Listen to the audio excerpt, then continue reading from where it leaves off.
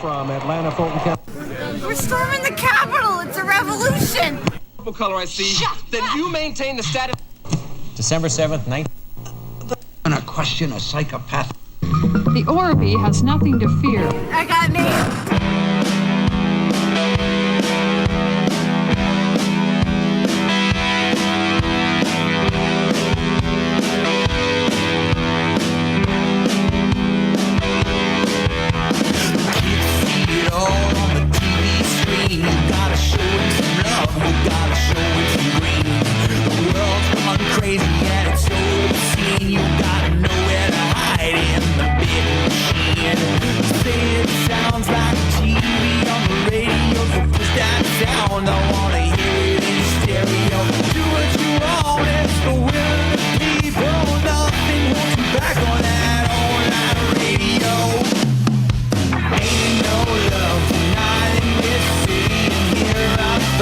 All right, we're here. It gets you going. We know how. We know what we're doing, but in a different way every single time, which is the uniqueness of its power. You hear that, Matt Norman? You have power. It is, because it is the truth. When I heard this, I golfed today. I golfed well today for myself. There you go. Well, it was nice. I had a birdie and I had 2 pars in 9 holes, which for me is I'm burning the course up. Yeah, athletic. You're like that. Bill. You're like the pastor in Caddyshack when it's raining hard. I didn't think the heavy stuff's gonna come down for quite some time. This is the best golf. Yeah, he hits that birdie and then the frog comes. He has a heart attack, right? Wait, he gets struck by lightning because he misses a putt. Yeah, and then like that. That's when it foreshadows Bill Murray kind of sheepishly, kind of walking away, kind of trotting away from the scene. Oh yeah, that he does at Grabs the very end. Exactly. But yeah, I golfed today, so I'm feeling good. We did the mile. I golf with C.J. Sullivan. It's a feel-good sport, guys. Golf. And so it's his steps. He did 3.2. We walked 3.2 miles today in beautiful weather. I got a nap in today, a solid nap. I'll tell you what, I'm on my game. You're on your game? Yeah, I can tell because because the song centered me. I feel like I'm in touch with my power now. That's hilarious. Just letting you know, it works for me, and it'll be something different next week.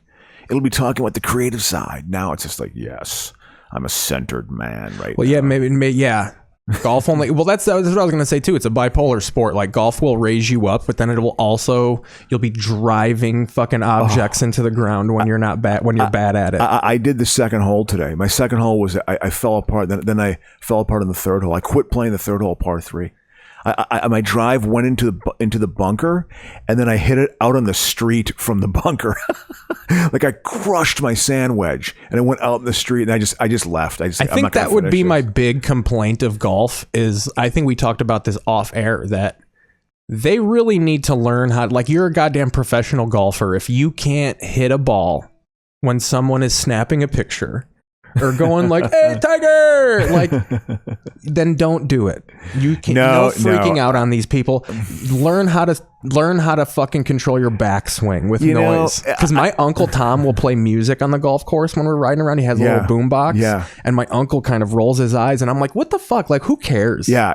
Wait. Listen, if I'm golfing, there's going to be a certain looseness to it. Yes, I'm going to care in a certain way, and I certainly get pissed a few times. It keeps enough of my competitive spirit going without like destroying me. Today, I had a shitty second shot on the second hole. It pissed me off, and I just slammed my club. You know, too, you got the lingo. You know, you're getting involved when you got that fucking golf lingo. When you're like, I got the, on the 3-4 dog leg. Oh yeah. Yeah. I can speak the language of golf. No doubt about it. I can. I mean, I don't golf enough though. I don't go. My clubs are a starter set, and I need to up my clubs. I do, but I can't. I got afford good it right clubs. now. I was actually talking to my dad about possible prices of getting golf clubs from Chicago and shipping them here or something. Yeah, I might do it per club. We might do a per club deal. Well, dude, get your clubs out here and we can go to the driving range. Driving range is a fun thing to do. I haven't gone in a while because my back was acting up from driving so much. But I actually, I feel good because I exercise and my body feels like I'm, like I haven't been able to work out consistently. We're all fat. You know what I mean? Like that's one thing where you can't judge yourself. We're all big fatties. I'm so flabby right now. It's disgusting. Like, I'm seriously. Like, Some people like that. Don't hide. When I jump rope right now, it's just like I'm a jiggly Who's monster. jumping rope? What are you, an old timey boxer? Hey man, I jump rope consistently. Do you have the weights that are balls on the end too? No, do you have the I don't do spherical that. ball weights? I don't do that. But I do have jumping rope is such a simple exercise, and it is a great exercise. Crow's out there curling one of those irons that they bang out a horseshoe on. No, I'm old school. I'm doing a lot of deep knee bends. Yeah. I'm telling you what, you do some deep knee bends, do 20 deep knee bends. By the way, guys, do that once a day. Welcome to the podcast. I'm Keith Pazel. This is my podcast with Adam Crocious, where my cable is out right now because my cable runs on the internet, which is currently out. Yeah. So we're watching classics. We're stuck with what's on my computer. I have overnight delivery on right now. This is new to YouTube because this got banned. I had to remove the last time we watched this movie. It got removed from Warner Brothers. Was this like 6 weeks ago we watched this probably? It was not too long ago. You know what we should do, Keith? This would be a lot of work. What? Get more followers? No, we should. Well, that, yes. But also, yeah, I should. Wouldn't it be great if enough people listened to where they would be angry that we watched this before? We could probably watch the same movie every week. Yeah, no one would care. Well, a couple people would. We got James Bailey out there. James Bailey is a hardcore listener. Thank you, James Bailey. We got Rob Aponte or Bobby Anders, whatever the fuck your name is. Yeah, absolutely. I know Bobby Anders. Absolutely. Yes. You know, we got people out there. Webb listens. Our friends listen. I know. Maybe I got to pull we my got weight. 49 of the most hardcore people that follow us on YouTube. Yeah, well, that's how it all starts, man. That's the beginning. You were there at the beginning, man. We should do a best of show. I did a best of for you one time back when I didn't feel like doing it by myself. I did a best of Crocious episode. Was this me making weird comments and quotes or something? Or I just took it was before you were the co-host. I just took all of the moments you were on the podcast and I edited it into like an hour and a half. Wow, that's work. Good for you, man. So you were interplaying with me? Well, it was all mostly from one episode. Because remember the two early episodes were the first episodes, because for people to give a deep dive of the history, the TV aspect started during the 2016 baseball playoffs. Okay. Crow was a guest on my show. Okay. When I first made it, this is Keith Pazel's podcast. Yeah. If you go back and listen to the first episode, it's a different show. The show used to be me, Crocious, and Mikey Manker. And the whole point was to be political because I said, everyone's afraid to talk about these things. We're ruining relationships in the comedy scene. I wanted my podcast to be the place where we can all argue about it. Yeah. And Mikey's a Trumper. Yeah. Crow is liberal. And I don't know shit about either. So I just was going to be there to mediate. Okay. And I couldn't get anybody to argue with Mikey. People wouldn't want to come on. And I even was going to go woke. I was like, we can only have women on. We can. And for the first 5 episodes we did. But then Mikey didn't want to come every week. You didn't want to come every week. Yeah. So then I was just like, fuck it. I'm doing it myself. I renamed it This is Keith Pazel's Podcast. Yeah. And then had you guys on as guests frequently, which worked better. Yeah. Yeah. Not together. Yeah. I didn't, I don't have, yeah, looking back on that, I remember that. It's been a while. It's been over 4 years since doing that. But I just, I have my political beliefs. I think they're pretty battle tested. I think I can defend them pretty well. I think they're grounded, at least for me. And what's an important thing to me is kind of the fiscal reality of things, which I think is a way that you can actually argue with the right. You can talk about numbers. And budget priorities. Why do they call them the right when they're wrong?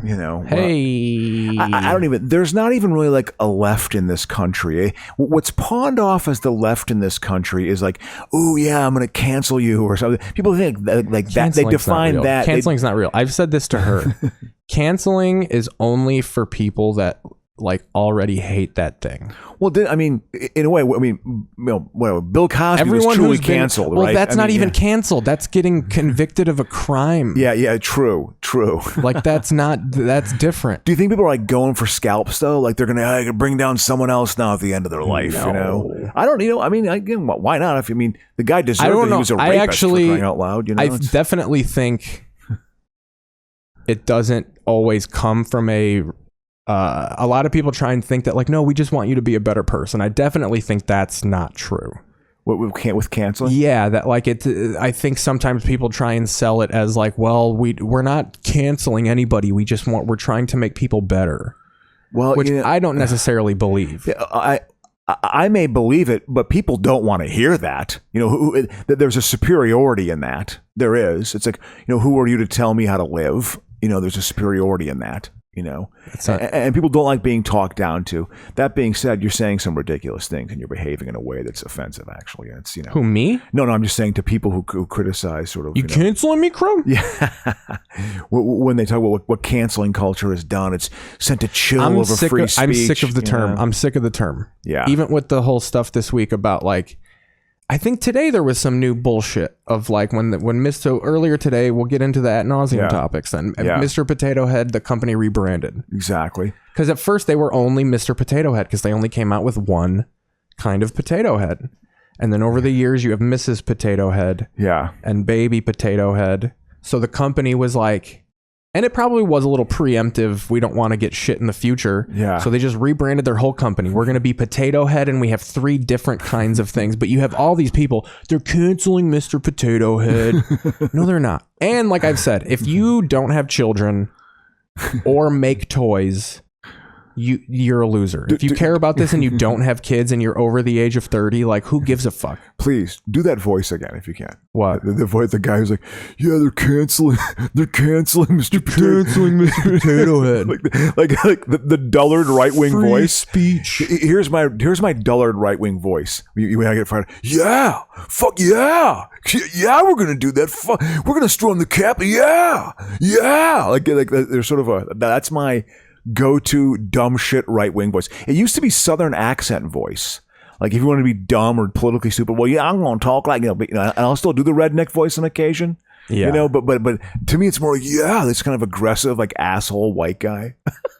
Yeah, the very forceful, I'm about to commit a sexual assault on you kind of voice. Some crime of some sort, it could be a crime of passion. Yeah, man, I'm proud. I'm proud of what I am. Yeah, don't tell me how to act. I'm proud. I'm a proud boy. I mean, do you realize how ridiculous Even you Proud are? Boys don't have, yeah. I mean, it's amazing. But anyway, yeah, so yeah, there was the canceling stuff that went Mr. Potato. I saw a Colbert take on it, which was kind of funny. But again, it's it not had a sense of humor canceled. to it. That's where people are dumb. Mr. Potato Head's not canceled. They're selling them. Yeah, exactly. Still to this day. Yeah, you're right. It hasn't stopped. Yeah. It's this make-believe argument. It's just, I don't know.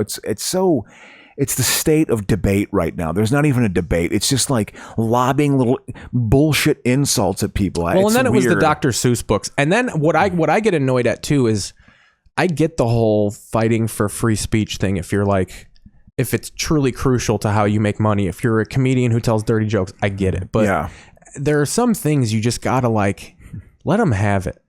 Like the Dr. Seuss books especially. So like 6 Dr. Seuss books, the publisher who makes them, were like, we're not going to make these anymore. Yeah.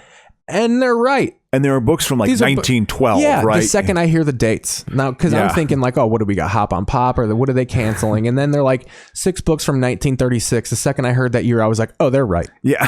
They're correct. Yeah, I mean, sometimes tastes do change. You are responding to the market. I got a feeling if you made those books, they're probably not going to sell that well. So you're making a business decision. Also, at some point, I'm going to need an excuse for like, okay, you want these semi-racist Dr. Seuss characters to exist. Yeah. Why? Yeah. And don't just say free speech. No, why? Why is it so important to you? Yeah, you're going to stake your claim. Yeah, you're going to, hey, I'm going to the mat over this one, okay? This is it, man. This is, these are 6 boys. This is like the equivalent. Hey, this is like the equivalent of book burnings in Nazi Germany. It's what Goebbels did when he took over the media. In one breath, you're getting annoyed at liberal people for like, why are they getting freaked out over a children's book? Well, so are you. Why are you Why are you fiercely defending a children's book? Yeah, exactly. That's a totally good point. A totally good point. Yeah, it's not like you're above the fray in some way. You too are offended. You too are outraged. Only with this can you get a guy on YouTube doing a 20-minute scathing video about a children's book while he's wearing 2 6-shooters on his fucking hip because he's also a gun rights activist. God, it's like, again, this the way the it is not a debate. It is an image, and it's the information, the social media dimension. It's so lowest common denominator to me. It's very base. It's not surprising. I used to think it was base 25 years ago. Now it's gotten to a point of just like, whatever. I'm going to fart in your general direction or something. And then, like you said, you had all these lame-ass bits, and even from shows I like. You had all these lame radio shows. You got a kid, go do me a favor and grab a Dr. Seuss book off the shelf. And then they would read the most clearly not racist shit and be like, oh, so far, not a problem. Yeah, I know. I'm not reading I know. Oh my God, how hack and disgustingly unfunny are you? Yeah, right I know. now? Yeah, that's a pretty basic joke. Yeah, absolutely. Like, get out of here. That's why even with this, I'm trying to find some funny in not caring about it.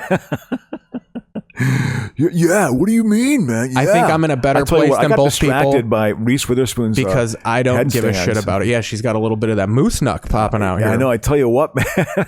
What we called exactly moose knuckle, camel toe. Camel toe was a term in the 90s, boy. Read all about it. Hold on. Kim can shake her pom-poms, but she won't go at it. Ivy, shut up! Oh. Pulling out the old phone line. That's harder to do. Oh, yeah. Yeah, absolutely. You got to really you yank probably on hang a homeless person off one of those. You literally have to get your foot involved. Yeah. And you're pulling, like that scene in Porky's, getting the foot on the wall. The classic Porky's mention. Oh, that was, there's got to be. Again, as I've said before, saw that movie with my father.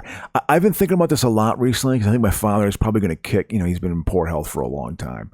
Hey. And I think about... That means that he's probably going to live until he's 110 years old. I don't know, man. They say if you make it to 65, past 65, you have like your chances of making it to 90 go up by like 80%.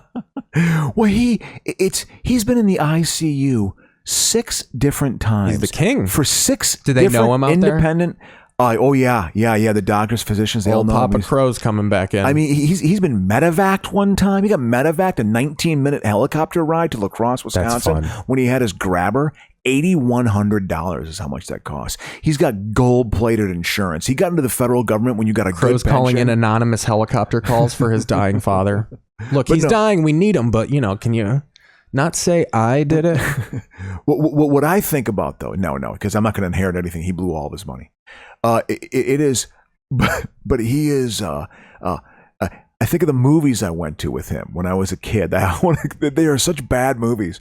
He would always take me to bad movies, which, something, I give him credit. Like I thank him for that. Like that's something I'm actually happy that I have a memory of being brought to the horror movie Happy Birthday to Me when the poster is a person getting shish kebabbed in the mouth. Speaking of that bad was movies, a big scary scene. Speaking of bad movies, let's go through what I got on my computer to start. I saw Maverick up something fresh with my dad. I saw Superman 3 last week with my father. I saw me. Yeah, and exactly. Superman 3 is... It's not bad. That was pretty good. It's not bad for being bad. Yeah, well, it's pretty bad. So here we go, Crocious. Here's our options today. Yeah. Or maybe the internet comes back on at break. Look at this montage. They're just going so fast across Well, yeah, the country. you gotta cut some states out across the country. You can't have a good movie in Nebraska. Well, yeah, they're going middle of the country. Like, this is who it's geared towards. This is our market. The middle America is going to appreciate this. You know what? This was a little ahead of its time as far as how popular the road trip movie got. Well, yeah. Well, then there's always been road movies have always there was a in the 90s. They were like kind of a comeback to road movies. Wild at Heart was What's the one road with the two, movie. Wild at Heart was a road movie. What's the two women? Thelma and Louise. That's a road movie. Absolutely. There were certainly some road movies. What's that flick where Charlie Sheen is getting chased by the police? The Getaway? Is yes. that what it is? Yeah. He takes a female hostage. He commandeers a car and is in a high-speed chase for the whole movie, and he ends up falling in love with the girl he's kidnapped. There's a scene where they fucking bang. Yeah, I don't know it's about great. that. Yeah, that was one of my dad's favorite movies as a kid. Natural Born. What a bizarre movie. So here we go. Natural Born Killers was a road movie, and we're going Absolutely into these. Road movie. We're going into these blind, Crocious. Sure. Hey, man, I like it. It's going to be popping. I got a lot of new movies. I got A Fire in Cold Season, and that is like a movie about there's some dragon shit. Ooh, we have African Kung Fu Nazis. No. But Crow, that would be funny. Actually, if you're not open-minded, you're going to say no to all of these. Come on, so listen. I know. I'll make a good choice. Well, what I'm saying is there might not be making a good choice. We might just have to put something on. Exactly, and that's cool. The Nazi thing kind of appeals to me a little bit. I'll admit it. Okay. So then I have an episode of all this links to This Week in TV History, because earlier this week it was the celebration of the 200th episode of All in the Family. So I downloaded that. Wow. We have Better Off Dead. Songs Glenn Miller played. That's a great song. Songs that made the hit parade. G.R.O. LaSalle ran great. Everybody pulled his weight. You missed a lyric. I know. I'm bouncing around in that one. And you know who you were then. Goyles were goyles and men were men. I was watching episodes. Yeah. Do you know there's 3 pilots for All in the Family? Wow, I didn't know that. 3, they made it in 68, 69, and then 70. CBS canceled it, or ABC didn't pick it up twice, and then CBS did. Wow. And every time, with the internet being down, we can't show it, but I have all 3 pilots set up to go on YouTube. Yeah. And the only difference is the tone changes. I think he gets a little more racist as the show goes on. And there's a different Mike and Gloria. Oh yeah. It's not Sally Struthers and until the Rob third Reiner. pilot. Not until the third pilot. But Gene Stapleton's in the original? Oh yeah. Oh, she's and Carol O'Connor. They're Carol all O'Connor, in it. Yeah. Well, I mean, and the set's a little rudimentary. You could tell they got a little more money. Well, no, they just learned how to make the show after 2. I feel like. Yep, exactly. So we have Better Off Dead. We have Closer, which is a romantic drama, not a romantic comedy. There's this movie called Crisis, which seems like it's from 2021, a newer movie. Okay. It's got Gary Oldman and the chick from Lost. It seems like a espionage type of flick. Okay. Crystal Lake Memories, which is a 6-hour documentary about the history of Friday the 13th. That appeals to me. They do every movie for an hour. that kind of okay. So to me, it's the Nazi one, African Nazis, and Crystal Lake Memories. Yes, yeah. We have Fukushima 50, which is about some zombie shit, I think. Yeah. Dreamcatcher. Oh, was that the no? This M. is Night this Shyamalan. No, this is a new movie from this year. Again, what I'm saying is that's why I'm saying we're going in blind. I have no idea what these movies are about. Okay. I went and I just downloaded new movies, so we're going off title here. Okay. Ooh, okay. Like we've talked about before, we kind of want these to be bad. Exactly. Oh no, I get it. Listen, I'm down. We have Harriet the Spy from 1996. Classic children's movies. I got the 2 Good Times episodes. JJ's Fiance, part 1 and 2. Ooh, that's a good one. Yeah. Ooh, that's a good one. Yeah. God, Good Times is such a bad show. Watching it now with a modern lens, with a modern palette, it was dated in the 90s. It is like embarrassing now. Got some WKRP episodes. So, and that's pretty much it. Everything else is anime, and I know you don't want to watch that. I'll tell you what.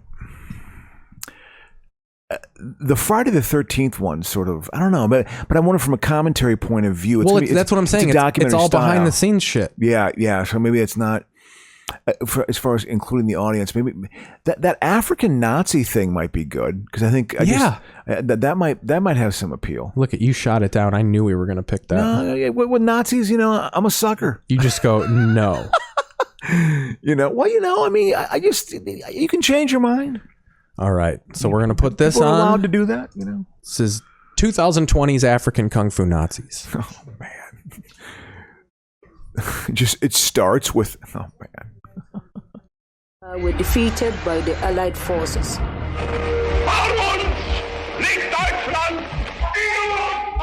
This starts like Nazi propaganda. Yeah, there's this Lanny what was Lanny Riefenstahl or whatever it is, the famous filmmaker. In a religion class, I saw, Tojo. Yeah, something. I tell you what, because of Hitler, you don't hear about Japan much. Japan was a scourge of East Asia. It was they were harsh. There were like 58 political. Wouldn't they hang heads in trees like ornaments and shit? Well, I mean, they just were really ruthless when they took areas over with China and with Korea. I mean, in particular, those areas, just really tough. I mean, like very, and they had been geared up for war. Like there was a thing going on in the zeitgeist across the planet that the war mentality took over. You're talking too seriously. You're getting too much into historical fact for what this movie's about. Hermann Goering. This movie is about Nazi zombies in Africa. This, I mean, They are raising hell in their local communities and smash everything and everyone in their way with their superior Japanese karate skills. Look at that, dude. Did he just punch him with a fucking machete? Oh, he macheted him.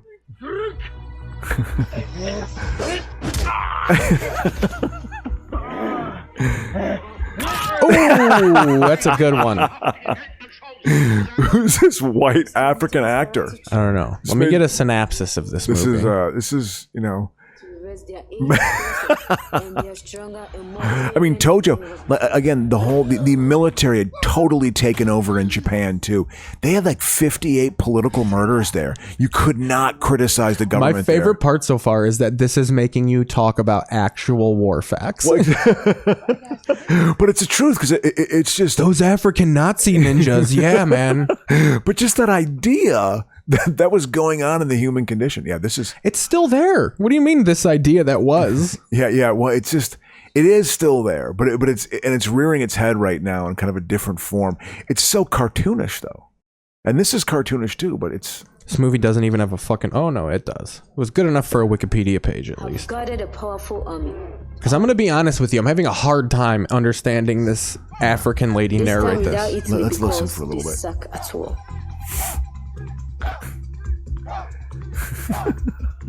Nobody is safe from the spell of the magical Bufani. And before you know it, your father, your mother, your brother, your sister might have already become a Ghanaian. Okay, so this is, unlike history books tell us, Adolf Hitler did not commit suicide in his bunker, but instead fled to the African continent in his submarine, teaming with his new right hand... Yeah, Tojo. So Hitler and Tojo in Africa. Team up. Be able to conquer the world. Literally, you ever notice about when they show the Nazi symbol, in movies, they have to do it the opposite way? Yeah, you can't. It's illegal. Yeah, it's illegal. Nazi shit is against the law. Yeah, absolutely, because it's so hate-filled. There's an episode of It's Always Sunny in Philadelphia where they find out their grandpa's a Nazi. And they find all his memorabilia and they want to like sell it to a fucking museum. Yeah. And the museum is like, I'll have you arrested. And that was part of me was like, why can't you do that? Yeah. Like part of me was almost like, why can't you have an exhibit where you're like, this is Nazi Well, I've told you before. Germany. When I grew up in Eau Claire, Wisconsin, you know, there was these are the businesses that were under one roof that one guy ran. He had 3 businesses he ran under one roof, close to where I lived. It was a ice cream shop. You had like 12 flavors of ice cream. It was a kind of a poor man's Baskin Robbins. Yeah, literally half of Baskin Robbins. A XXX movie theater. There you go. That was actually a theater that had like, you know, guys jerking off. And a Nazi memorabilia museum. Like, because you couldn't put it in a museum.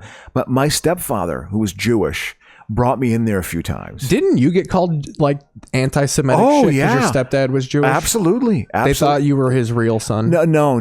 They just... I acted different than what they were used to. What they were used to from, you know, they were like, this kid acts gay, or you know, just it was just different than what they were used to being around, you know. And I got my legs taken. I told the story on the show before about I was playing poker. Yeah. When I was like 16, 17 years old, I was transitioning friends at that time. I had my first group of friends I had made when I first moved to Wisconsin, which was difficult, and then I transitioned my junior year into a hipper crowd. I went up. I got into a hipper crowd. Dude, Africa loves eccentric ass characters. Like, look at that guy just sitting there. He's got a blonde wig, a magician's hat, a gray beard. It's the town drunk, you know? Well, and that just shows you the state of Africa, where they're just finding things on the ground and wearing them. Yeah. Yeah. Seems very. And then here we go. Here's the ninjas. Because you know, you just have ninja tribes training in Africa. Where's the Nazi underbelly? Oh no, this is the Asian thing. Right? This is probably this is Tojo. This is Tojo's influence, you know, right? And this is probably the wokeness of this movie is we're gonna have black Nazis in this. Well, I mean, it's an African movie, so it's well, yeah, you can't have. That's gonna be the bullshit of this. If it's African kung fu Nazis and they're not African, if they're white people, yeah. Well, or if maybe this is South Africa. I don't know. They put them in whiteface, though. They put them in whiteface. That was part of the credits. Well, there you go. So I think that's part of the angle. But yeah, that was you know. They don't have the technology to genetically modify a race, so you just have to put them in paint. Well, I think that the budget on this didn't Well, the budget wasn't upsized. Well, let's take ourselves into let's break down the fourth wall. Let's say this is real. If you're Hitler and Tojo and you go to Africa, chances are you're not going to have the entire Third Reich budget behind you. Oh no, that's true. You got to go guerrilla. You're not gonna be able to create the master race. You're going to have to paint the master race onto some black people. Yeah, it is. Yeah, absolutely. But this gets back to their roots. I bet you they like it. This is what it like their rise. Like he's reliving his rise. I guess when Hitler knew the war was over, like he knew the war was over. Listen to that music. Go down. When the war was over and it was obvious Germany was going to lose the last year of the war, Hitler would talk about his rise to power a lot. That was the way he sort of dealt with it. Like, hey, look at what I achieved. But you know something, buddy? You lost. Yeah, but he took over. He changed. Like I've said privately before. Changed. I think it's wild that he, at the time, if it lasted long enough, like schools had to get new globes. Like I think that's the last time. I mean, Russia took Georgia, but that's one of the last times that. Well, the Soviet Union collapsing was changed the world map. You can't take land anymore. Well, war is all about just killing people. War used to be about like your country is now my country. Yeah, that doesn't exist anymore. That's like analog war. Yeah, we're in digital war. Yeah, it's just about murking people with drones. Yeah. It is. No. The globe changed when the Soviet Union collapsed. That was a big thing. Like, oh my God, there's like 13 countries that didn't exist before. Like a globe in the 90s looked totally different. I cannot tell you what a different feeling it was in the air when the Cold War ended. Some of my history books, when I was a younger kid, like in elementary school, they were old enough to where they still said like the Soviet Union. Oh yeah, like it wasn't called Russia. Wow. And they just had to kind of say like, yeah, it's an old book. Like in 91, it became Russia again. Yeah, exactly. That always blew my mind. The Soviet Union is such a World War II thing. Yeah.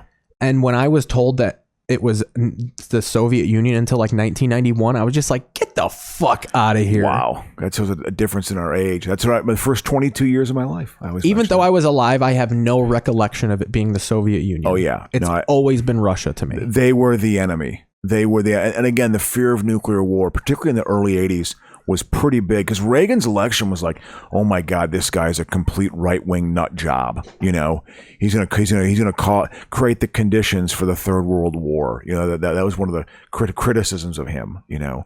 But these liberals, they were proven wrong. Isn't it funny how there was the polarizing thing though? Like, because as far as I knew, the whole thing against Reagan was that he was dumb. That like, oh, I forget, where's my glasses? That was the big Reagan thing. Well, at the end, the last 2 years of his presidency, his Alzheimer's was starting, actually, the last 2 years of his presidency. I think that also just shows you... He was in the late 70s. I also think that shows you how in the 90s, it was such a good economic time that people weren't political.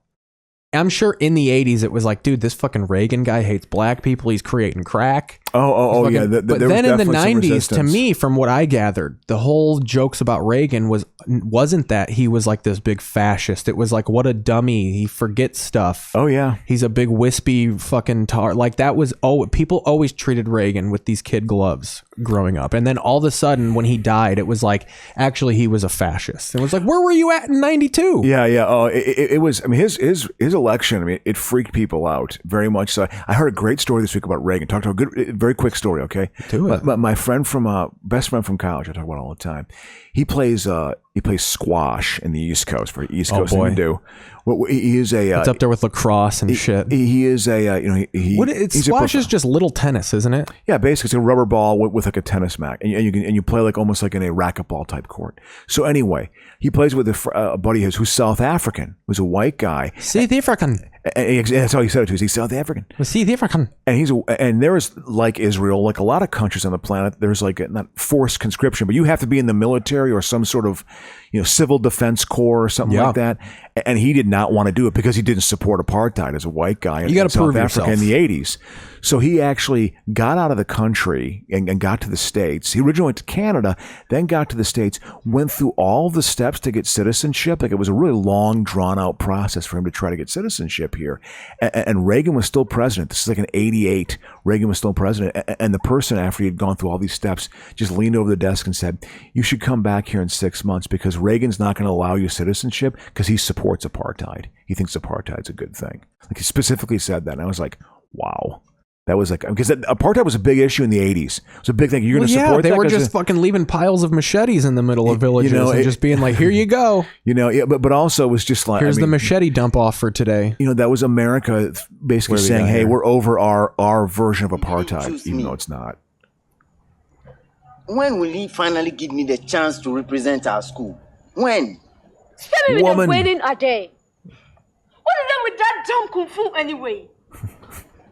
Should just say jungle fuck? What country was this made in? I don't know. Africa? I'm going to get...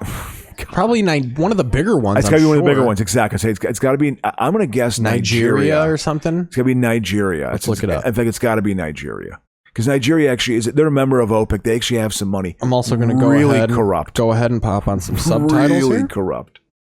The world is so corrupted. God, it's corrupt. But it's what it is. All right. I'm actually shocked this has an IMDb page. Yeah, no kidding. Look at the first review. 8 out of 10. It's terrible, but so damn good. Ghana? Maybe they're Ghana? I mean, they may be from Ghana. Ghana, yeah. Japan, Ghana, and Germany. Wow. Yep. Yeah, it's Ghana. Yep. Because that's sort of a... that swastika in the sun.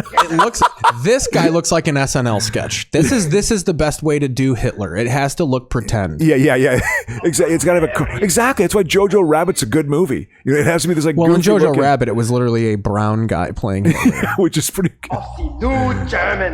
I honestly think that's one of the best World War II movies I've ever seen, dude. When you swear the oath to our beloved Lord Farney. Again, this is what the 1776 movement is doing right now. This is how they perceive January 6th. That they're creating a fake mythology right now that's going to hold true like 16 years from now when they get power again. They all laughed at us then, didn't they? Yeah, they laughed at us. I'm telling you, this is how the right-wing mind works. See, I think they're being like indoctrinated. Yeah, he's like he said, he's assimilating the Ghanaian people. He's got a weird Omar face scar. I like how they gave him a face scar to show you Hitler's been through shit. Yeah. Oh yeah, here they go white facing it. I love how he's totally fine. He seems fine with them being black. Well, yeah, but he's making them white though. He's getting farther away. That's probably he's just like, look. You're smelling a little black, so I'm going to come up here and do my speech from up here. Now he's down there. What's up with this continuity? I think this is being filmed in an old like junior high school gym in Africa. This is the new Japanese empire. Do you think they had to have an argument about if it was going to be a new German or a new Japanese empire? I think that they were saying, well, the Ghana Aryan tournament will start very soon. Regarding this. A few words from our Axis partner. A few words. Hey, and now a few words from our sponsor. I love. They're both. All these people are standing down there, just being like, "We don't know what you're saying. You're speaking two different languages." Look at this.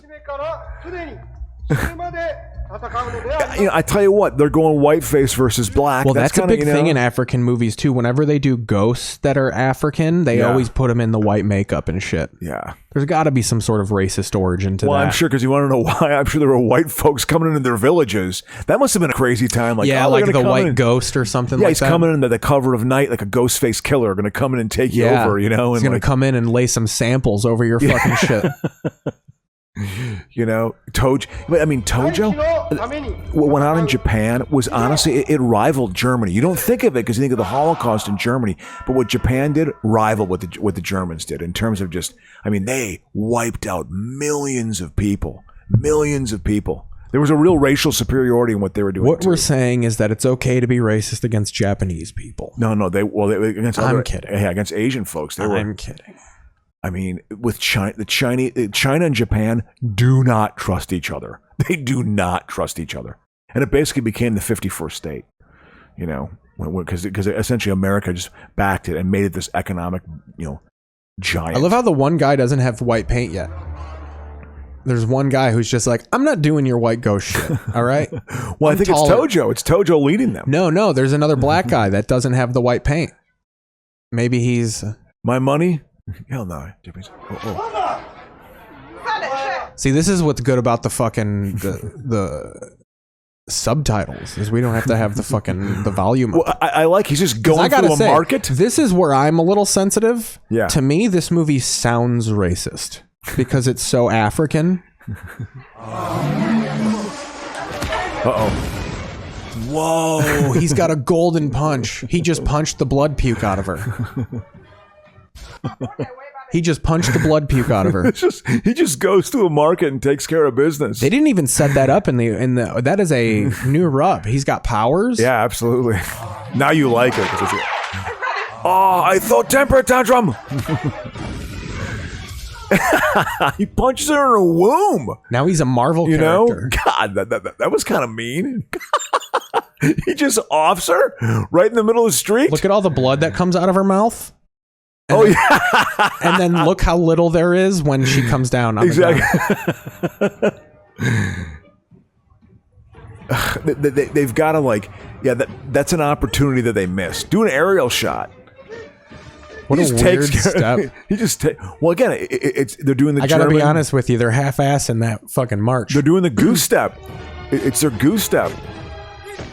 It looks like an optometrist leading a fucking Nazi revolution. But also, I guess they're just in some abandoned area of Africa right now. Yeah, Africa. Yeah, they're just here they are. Just General Ghana. What's he doing? Is he trying to have his way? He's trying to make it. We're trying to make it with him. Yeah, he was. That was a rape scene. In this dark, he's like trying to rape him. If I actually had to act, this is how I would act. This is how bad it would be. Well, it's good to know you have an opportunity for a career then, because there's productions where your skills are needed. This is how bad my acting would be. Yeah, you could be Japanese better than this actual Japanese actor. Oh wow, look at that! They got the shadow of his dong. Wait, was that literally a penis shot? Yeah. Wow. Look at that. That's amazing. Yeah, dude. Wow, this is bizarre. So far, there's no plot outside of there is not that Hitler and Tojo have come together and they're creating this kind of Ghana Aryan race. They're all dressed very modern. Like this isn't in the 2000s. Like they didn't have fucking V-neck crews in fucking 1946. Oh yeah, I mean I think this was made like what in 2019. Yeah, I was gonna say it's recent. Wearing deep V's and shit. See, this guy's actually not a bad actor, I don't think. Well, compared to what, Crow? I mean, yeah, exactly. It's a relative thing. Are they killing a dog in the background? They will exterminate us. I like having subtitles for an African dialect English. I love how that's how necessary the drunk not giving a fuck character is the Nazis aren't even enough for him to be like hey, I'm going to stand up. He's like the Nazis are here and they're going to exterminate us, and he's just like, oh, you stupid child. Yeah, well, it hasn't been made. That'll be a moment, obviously, right? They must when he believes him, yeah. Or maybe he gets killed. Maybe he gets killed. I should have believed you, brother. You know, like it'll be like a moment. There you go. And that'll inspire That's less him. Racist. It's going to be hard to mock this movie without just doing an African accent.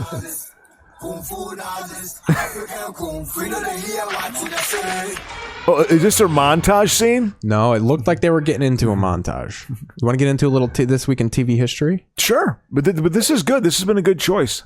I like this. Oh, look at that! He's got it painted on his chest. So what? Where are we? Where are we at? We at minute 47.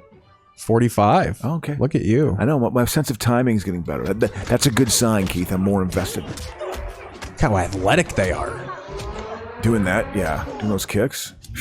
I mean, it's weird how everything looks like LA.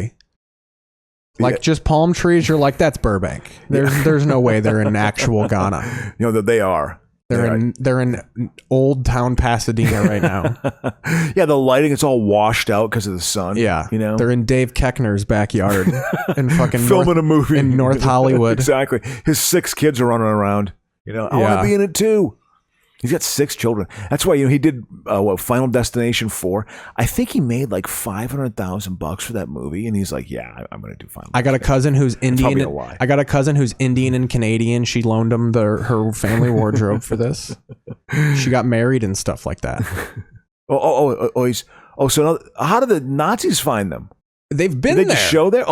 They have been? I feel like, yeah. I thought they were training, and then the you're right. Nazis, they're trying to assimilate these people. And so there's actually a competition going on here. Oh, okay, I get it. Or maybe Hitler's trying to level up. Maybe this is like Dragon Ball Z. He's trying to level up. He's trying to earn his gold punch like Tojo has. You see, I thought it was more like they're like zombies. I was thinking it's more of a zombie thing, but no, it's actually like this Aryan race thing. That's the mark of a bad movie. This movie is less than an hour and a half long. Oh, yeah, absolutely. It's an hour and 24 minutes. Hour and 40 is like, you start getting a little nervous after an hour. Which begs the question, what was edited out of this movie? Yeah. Well, I mean, Or do you think it was just a straight... Oh, Hitler's taking care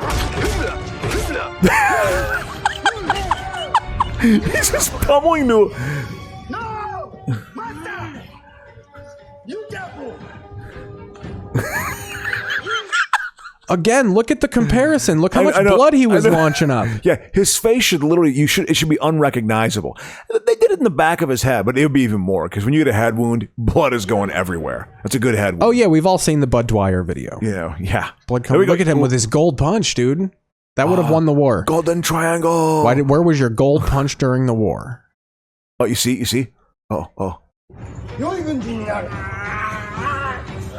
He's grabbing him by the afro. This is so funny. He's actually grabbing him too. I think he may pull him. Well, yeah, you gotta act a little bit. You gotta get into that's the.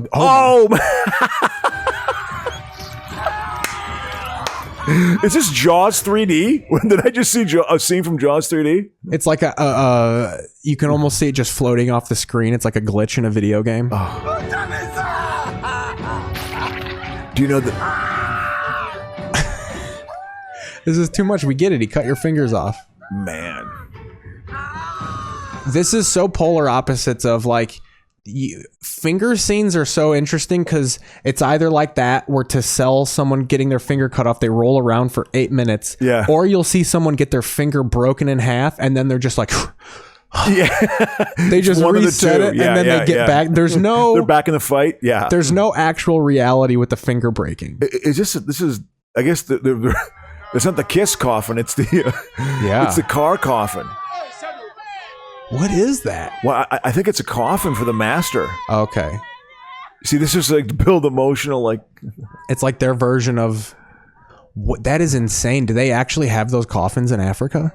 Is that like the Avon Barksdale when they buried him in the fucking gun rosary? Yeah, absolutely. Fought a good fight in order to save his nation. We've gathered here to show our appreciation for being a good master. Okay. For it is written. Cable's back. This is amazing. Again, if I had to act, this is how bad my acting would be. The internet's back on, by the way. Okay. So we can go cable. And second half, we should go second half. Yeah, let's do that. Absolutely. So let's get into. Well, we'll save this week in TV history for the second half because we're already at like 50 minutes. Yeah. Oh, okay. Well, we can do it. So yeah. This is what it should be though. Like, there's a way. This movie proves there's a way to do Nazis tastefully. Well, this is the competition for. Remember the Norwegian snow Nazi movie? I think we've come upon the solution though. This is the way you could do offensive Nazi things. Just make it bad. Yeah.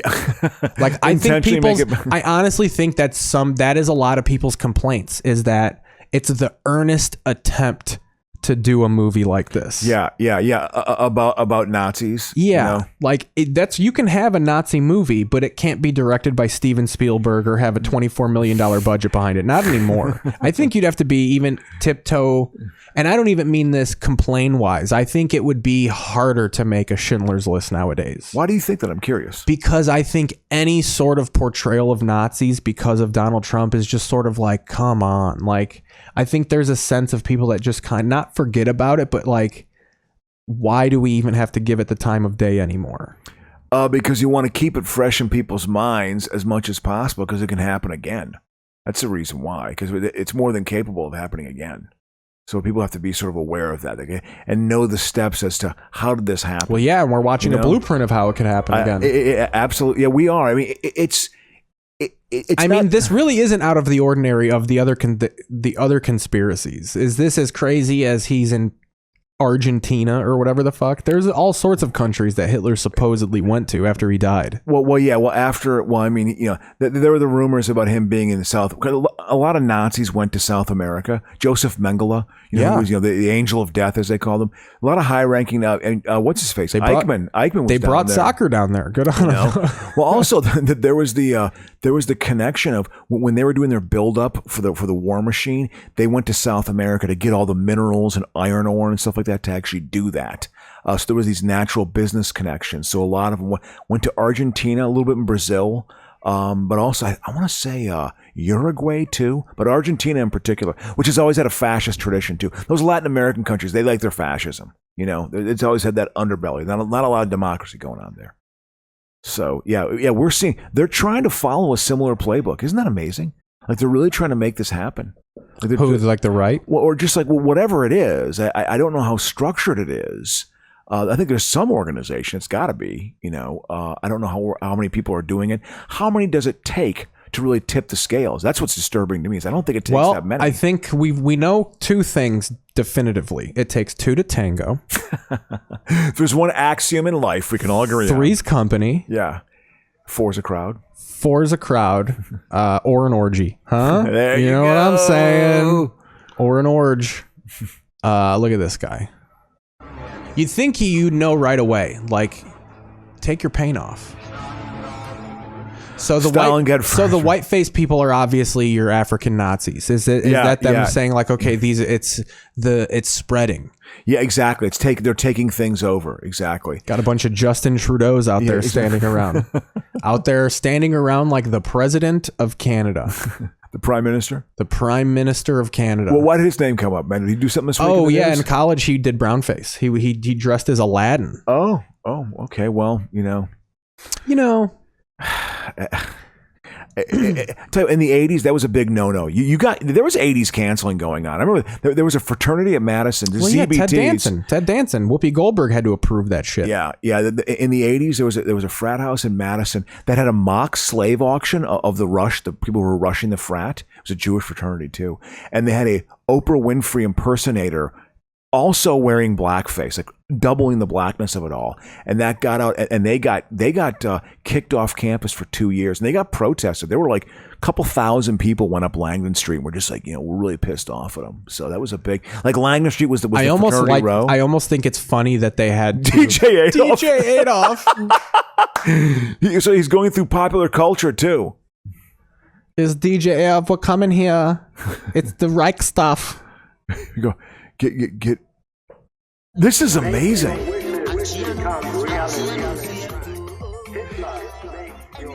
Oh, so this is part of the brainwashing thing too. Is that you see? Look at him sitting there like Scarface. Well, that's one of the theories as to how the Nazis took over too. Is that they were very into cutting edge technology. Like that, they made a radio for literally every family in Germany got a radio that they made a perfect race. No, but the point is, they were trying to we're going to take over all that too. But yeah, no one's saying they had big ideas. We're not. Yes, that they did. They weren't short on ideas. Yeah, they were. It was like holy shit. It's the execution that we argue about. Literally. Yeah, literally. Yeah, I mean, it's just like, oh my god. I mean, it was pretty good. The biggest conflict in human history. See next song, This is like an open mic set. We've seen this at a lot of Chicago open mics. So they bring in Ava Braun on this too? Well, he's drunk. She died. Oh, that's his Ava. What is that, Rosario Dawson? No, it is not Rosario. That is hilarious. I'm taking time off of The Mandalorian because, I got this new project I'm working on. That he kisses a black woman. That's pretty... The tanned version. They're calling her the tanned version of Ava Braun. That's great. There's a humor in this. Well, I think this is a partial comedy movie. Yeah. That's what my favorite part, and I love how people will take something seriously as far as movies go. We'll put all this reality in movies. Yeah. And I kind of like it like this, where this is a movie that clearly takes place in the 40s. Yeah. Well. Yet there's a guy wearing a champion. No, this is supposed to be modern. Oh, yeah, exactly. Well, why isn't Hitler fucking 97,000 years old? Well, maybe he's see, that's the thing too. I thought the same thing. I thought to myself, maybe he's. Look at this. They're all twerking and shit. That's hilarious. Yeah, it is. I guess. Yeah, I thought he had some sort of youth serum that made him younger. This is just like if the Nazis decided to take over hip hop. This is pretty amazing. We no longer want to create the human race. We want to create the sickest track. Yeah. We were. They're just showing close-ups of asses. Oh man. Hitler the DJ. Wow. That whole DJ. Did you ever? I mean, I was never down with club culture. No, I was never. I was only down with the drugs. I couldn't. I went a few times. Not a big strobe light guy. Not a big loud. Unless it's a concert. Like if I'm going to see a band I like, but I'm not. Fun to me isn't like let's go to this really loud room and scream at each other. Talk. Yeah, and it's expensive for drinks and stuff. And yeah.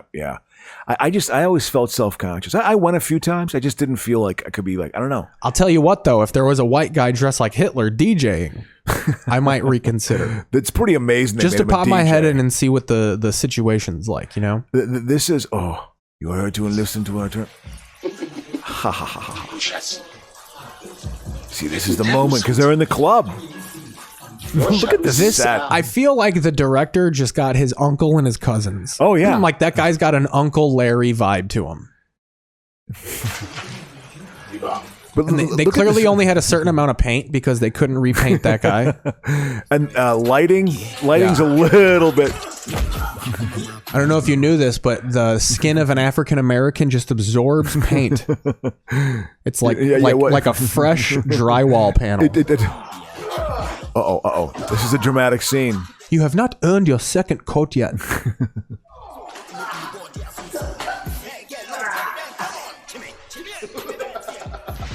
Now come and fight.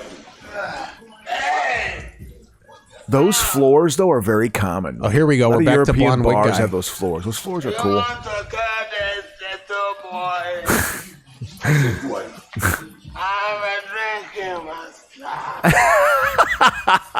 They pull him back in. Adieu. That's a trope that I haven't seen in a while. The drunken master. Yeah. I mean, there's probably only the one, the Jackie Chan. But it's also just him like. He's obviously going to get killed, right? That's what has to happen, right? Well, this is a moment of comedy. You're gonna machete the top of his head off or something like that. Something's that wig is going to go flying. Yep. A lot of gut punches in this. Apparently, the stomach of Africans is like the the weak point. It's the button. You know. Come on.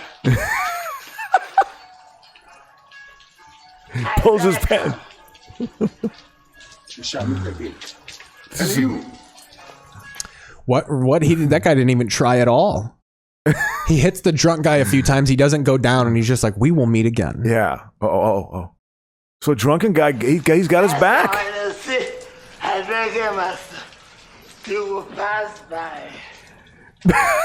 Dude, this was probably the funniest movie in Africa of that year. I probably had a. You know, Africa likes shit. They're big fecal matter. Like a lot of their comedies, they just have projectile shit.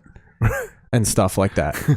They're into like the rudimentary, like elementary humor. Hey, well, I mean, a good shit joke, it can be funny, Yeah. It's got to be executed right. When I saw the shit's going to hit the fan, and when I watched Airplane for the very first time when I was 11, I was in hysterics in the theater, laughing loudly. Loud laugh, belly laugh. Well, we've hit our hour, so do you want to ease into a break here? Yeah, let's ease into a break because we got the regular show back, the internet's back. Sure. So we'll be back here. Yep. And when we come back, it will be the regular show. Yeah. We kind of had to improvise a little bit It's here. okay. It's okay. It was good. It's good. I think it still worked out well. All right. It's fun. We'll be back here on the other side of a break. Hey, lunch is over. Now back to work.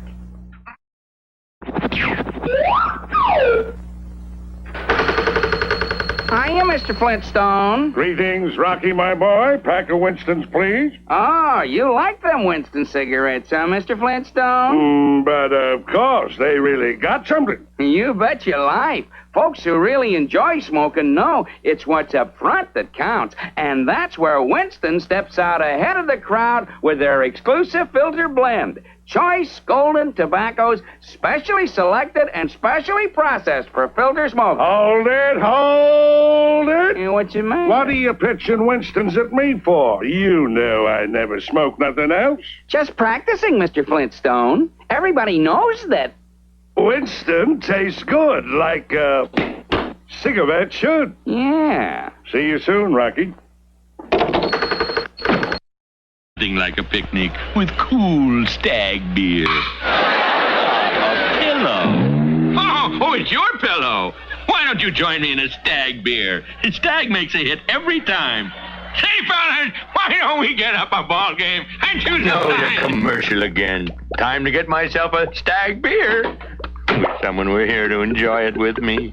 Why, Bottomley, I didn't hear you come in. Take off your hat. Now get another stag. Oh, by George, stag always brings them best together. Oh, time to watch that funny little man take beer. That funny. Oh, look at that smile. Everybody smiles when they drink stag. A beer of complete refreshment. I want some. All right. We're back in the normal flow. Yep. Back from a break. The internet's back, so cable is back. We're watching a soccer game. Yeah, we have a soccer game on it. It's these Spanish versus Spanish. Yeah. Spanish team versus Spanish team. But welcome back. I apologize for the shaky first half to the listeners. It was a little about 20 minutes before the internet went out, so I was a little caught off guard. So we switched it around a little bit. We had to watch the movie at the beginning. Yeah. But it was a good one. I thought it was fine. I thought we rolled with it well. It was kind of akin because my plan was to show the Bugs Bunny Japanese cartoon Bugs Nips the Nips while we talked about the Dr. Seuss stuff. But we got some Nazi and Japanese stuff in there. Absolutely, from the African movie. It wasn't Bugs Bunny playing serving grenade popsicles. Yeah. That's the guy from Blade Runner. The guy on the far right there, he's from Blade Runner. He's the guy who shoots the dude. He's a replicant. He's a replicant. He's so young. Yeah, absolutely. And he's big, you know. That's what's great about those movies is he probably got this role because someone who made it was a fucking dork and liked Blade Runner. Oh, of course. Absolutely. That's a reason why. Oh, I'll put you in. He's like, I'm an actor. You're going to pay me $5,000. I read it this week. I looked up Harrison Ford. You know what you made for Star Wars? Just a $750,000. No, he got points on the back end, so he made his money. Oh, so it was probably like $1,500. No, yeah, he got paid his salary was $10,000. That's like scale. That's the equivalent of $40,000. You know, I've never seen this movie, The Fifth Element. This is a big hipster movie. A lot of people my age love this fucking movie. I remember it came out and it bothered me. Which is the weirdness of it? Did it seem like almost like the African Nazi movie where you're like, what's this about? Like, what is it? It seemed gaudy and loud. So weren't trying too hard? So Mars Attacks wasn't a thing for you either? I went to it because I liked Burton and I was like, I didn't like that movie either. You know, at that age, I didn't even have a TV for a long time. I didn't watch television for a long time because it was. You seem like you had a minimalist mode where you're like, I'm done with everything, and I'm going to just go out and I want to experience read things. Books, man. Yeah, absolutely. You know, and I'm also I'm going to do stand up and I'm going to explore things and I'm going to experience like living. You know, that to me was actually engaging. Livin. I was engaging with people, something your generation never does. So we try, but we have a different form of engaging. But online is a sinister form of engagement. Of course it is. It's dark, but it is engagement, is what I'm saying. It is a form of engagement. I think it's it does not replace face to face. No.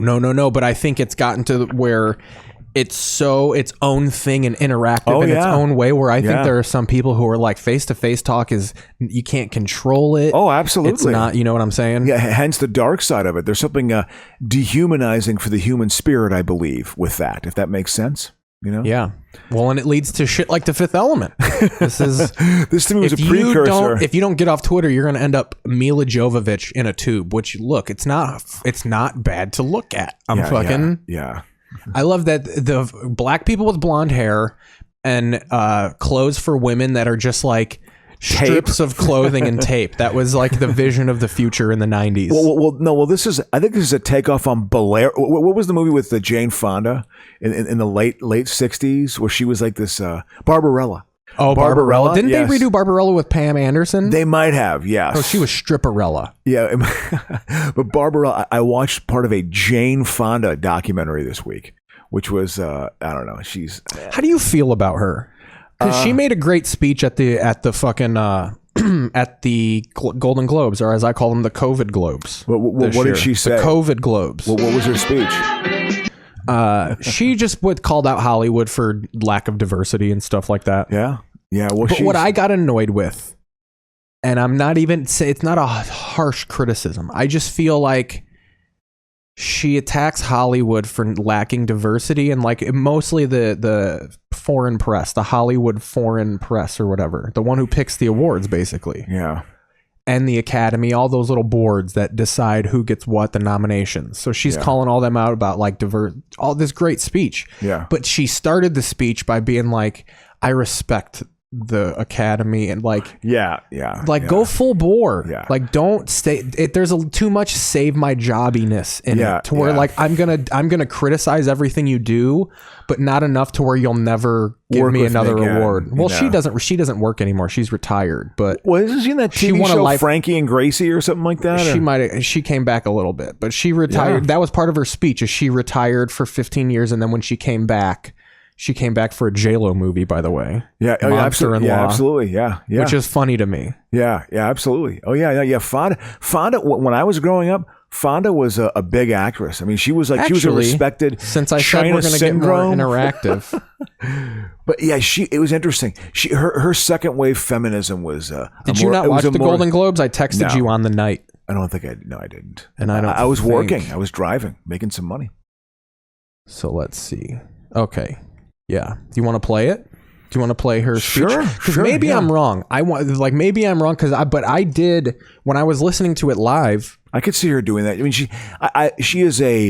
she's pawned off as this history of activism. I swear to God, I heard her speech being like, I respect the Academy or something, but maybe I'm wrong. But here's her speech. Everyone was bravoing her on Twitter.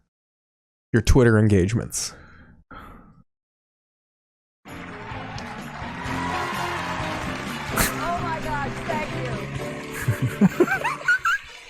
Thank you, all the members of the Hollywood Foreign Press Association. I'm so moved to receive this honor. Thank you. You know, now I will eviscerate you for the next 5 minutes. Community of storytellers, aren't we? And in turbulent, crisis-torn times like these, storytelling has always been essential. You see, stories have a way they can change our hearts and our minds. They can help us. Like, immediately, I just need people to get to it quicker. With me and her, here's what it is. It's also using this as an opportunity to put the exclamation point. I'm part of the Hollywood left of the 60s. Well, it's my thing with this is that's Gillian Anderson, by the way, and she looks like she just ran in from her barbecue in the back. That like I had to, my red Solo cup ripped. I have to get a new red Solo cup for my fucking. Exactly. I'm about 4 drinks in right now. Yeah, we got a mechanical bull back there. We're fucking doing things. I saw the mechanic. Oh, is that Oldman? It's Oldman. Yeah, that's Gary Oldman. Non-linear, non-cerebral. This was my favorite thing about the Golden Globes too, since most of it was by Zoom. You had the people doing this. You know when someone talks and they're doing the. Yeah. I hate that. It's so staged. I hate that. So staged. Just sit there. You don't have to react to everything she says. You know, just this year, Nomadland helped me feel love for the wanderers among us. So she goes on now about how every role she does informs her about a new aspect of life, and like Nomad taught me about. Isn't she also still trying to keep work alive? Like she still wants to like get work. You know? Well, now she's more about. But what I love, there she's doing the nod. Yeah. What I love about this though is after this she did Colbert, and she wore a fucking beret on Beret, the side beret. Oh God. We're like, oh, she has to look the revolutionary. It's such an actressy thing. God, No, it's so lame. I'm a revolutionary this week, so I have to look at. And it's holding on to that image and sort of still trying to maintain relevance. But she was also hated by the right. And she backpedaled a lot on that in the documentary. She's like, because she sat like in an anti-aircraft gun and was smiling. They were shooting planes down, and it was like, and that was the image that was put up. That was also the Nixon administration smearing her. They were going after her a little bit. They made her seem like she was so dangerous, which is hilarious because she's softball. She is softball,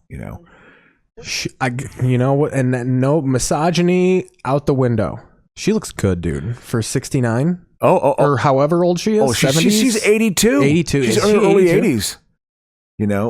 Well, listen, she looks good. She was a beautiful woman in her day. See, that's a testament to how long she's been doing stuff. Is I don't remember young Jane. I don't. Oh yeah. You had to seek out young Jane Fonda. Oh yeah, no, she was Jane Fonda. Fucking old fucking Mr. Washington goes to Phil or whatever the fuck that movie is. Mr. Phil goes to Montana. Mr. Smith goes to no. Jimmy Stewart. Yeah. I don't remember, that's all. I don't remember that. That's 1939 versus China Syndrome. It's 40 years later. But in 1960 and 70, you're more likely to see something like that on TV. When I was a kid, all those Jimmy Stewart movies, you either had to go to the channel that played ancient movies. Yeah. Like to seek out a young version of those people. They weren't even shown when I was a kid. They weren't even shown then either. I only know of gray-haired, fucked up Jimmy Stewart. I remember him being in airports. He was in Airport 77, which is, easily the worst of the airport series. Although Airport 4, the Concorde's pretty bad too. That George Kennedy, I think, is the through line of those movies. I saw Airport 75 in the fucking theater. I saw that. It's such a bad movie. It's amazing. I love it. I loved watching it. Through my I love doing that, watching a movie that I liked as a kid through my modern eyes. It's great. I love it. It's to me, it's one of the joys of living. Oh, here we go. We can put this on for 7 minutes. It's one of the joys of being locked inside during a pandemic. This is Ductators. This will be good. The Looney Tunes. Ooh. When I was a kid, I thought these were shown on TV. That I didn't know it was war propaganda. Only soldiers saw these cartoons. That's amazing. Because I remember seeing these as a kid. They showed these on television? Yes. Oh yeah, in the late 70s in Virginia. I used to also see Tom and Jerry. Remember the scenes of Tom and Jerry when the maid has a broom and is hitting them with the broom? It's a black woman. Well, I remember the old ones. It would be this black voice "Now Tom and Jerry, you get back to your." It was this old Aunt Jemima voice. It was so racist, and then they actually made it a white voice. But I remember that in the 70s. You know, they gonna come on down and get on down. It was literally mumbo jumbo. That's what I used to call it, mumbo jumbo. That was jive. In Airplane, she spoke jive. They're speaking their mumbo jumbo. That's a racist term, actually. It is, because it was basically talking about black English. Which was. But ended up with only the brush. To me, that was more sinister. As a kid, my stepdad when Shannon Sharp became a broadcaster, he would mock his voice. How Shannon Sharp had a lisp and he was a mumble talker. He had to learn how to be a broadcaster. Yeah, exactly. And I remember my stepdad would and I remember getting it would turn my stomach Jesus. It made you uncomfortable. Christ. Yeah. And I was around people that liberally said the N-word. And to me, doing the that slave talk shit, that is cringy to me. Yeah, it's pretty bad. And I have comics that I very much appreciate will do that. And I'm just oh, god damn, it's not a hit to the gut. The move. Yeah, exactly. Not the move. Yeah, absolutely. That was Mussolini they did right there. That was Mussolini. Really? Yeah, absolutely. Yeah, if we can just go back, because I think they had Mussolini right before this. Right here. Yeah, it's Mussolini. He's got a Nazi band. When he's at the black, and he's bald. He's bald. Is that Mussolini. The touch? Yeah, absolutely. I love how you're enough of a dork to get those little jabs. Of course, man. This is There's Hitler Duck.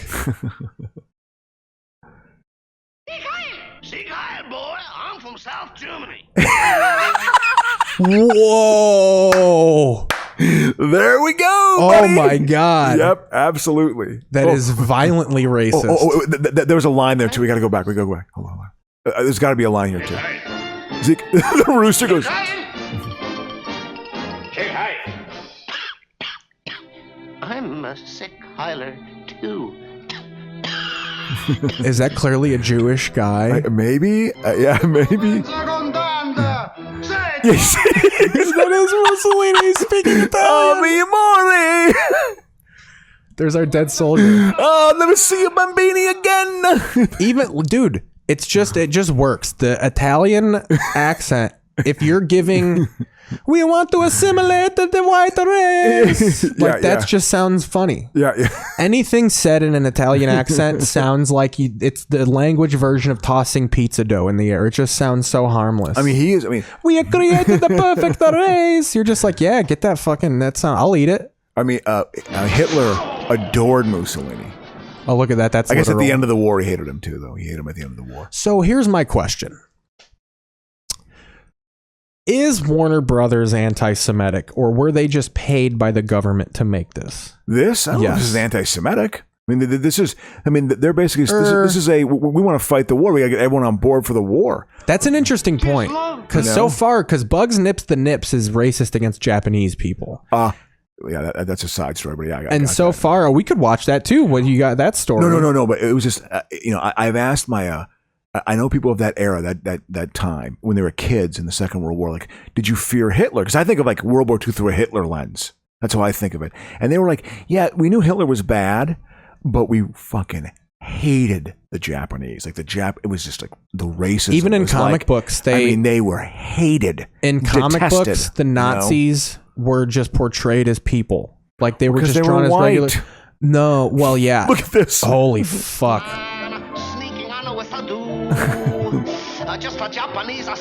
That is Mel Blanc, buddy. That is Japanese Mandate Island. Is that a reference? What is that? It's basically saying we're just taking this island. We're taking over the Pacific. I mean, they took over hundreds and hundreds of, probably thousands of islands all through the Pacific. I mean, got the turtle. There's your Jewish guy.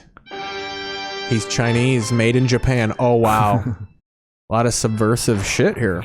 And I mock turtle soup.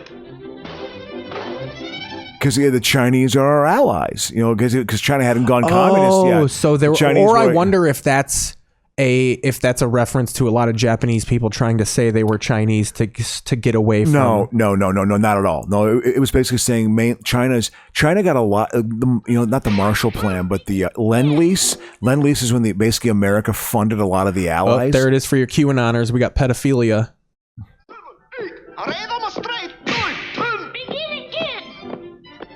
Oh, we got baby duck junk. I will say this. So far, this is elaborate. Based on African ninja Nazis. Yeah. And this.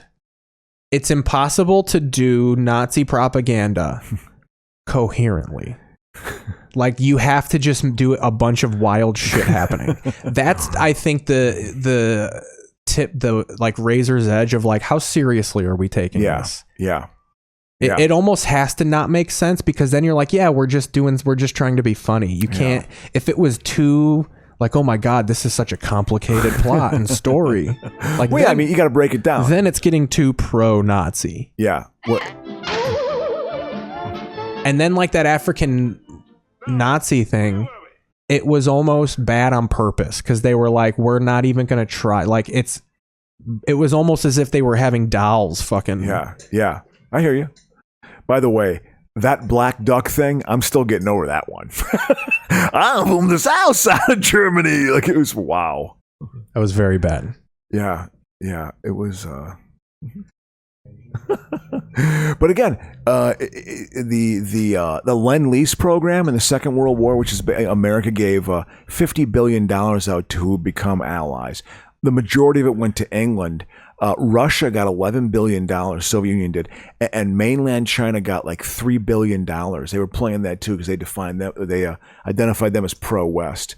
But they were dealing with the communists, basically the revolution was going on at that time. But the Japanese were so awful to the Chinese that the nationalists and the communists came together to take on the Japanese. They knew that was a real problem. Like, the Japanese were doing, Like it rivaled the extermination of Jewish people. It's a little bit of egg on my face. I opened up this and it was halfway through. That's because I was watching it last night.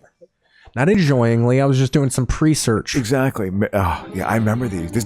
I remember these cartoons. Well, and here's what I found out recently. Everybody just calls it blanket Looney Tunes. The show was Merry Melodies. And like the show was not called Looney Tunes. Yeah. Dude. Playing a horn. Hey, it's like some sexy horn. That should like supervised by not me. That's what it should just say. Yeah. Supervised by not me. Somewhere in the Pacific. Yeah.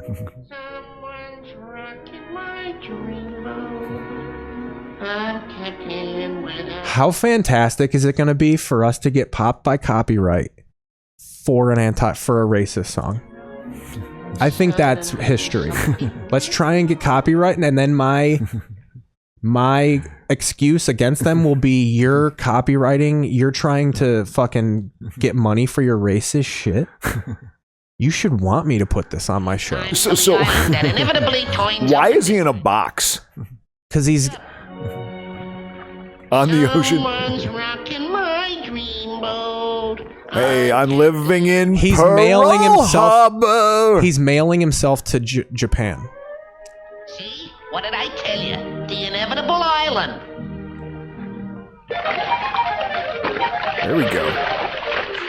Honestly, starts off harmless, which is more sinister. At least Ductators laid out what it was immediately. Yeah, absolutely. Whale of the Pacific. So peaceful. Yeah. So quiet. Again, it's like, here's Pearl Harbor. We're trying to manage what Pearl Harbor was.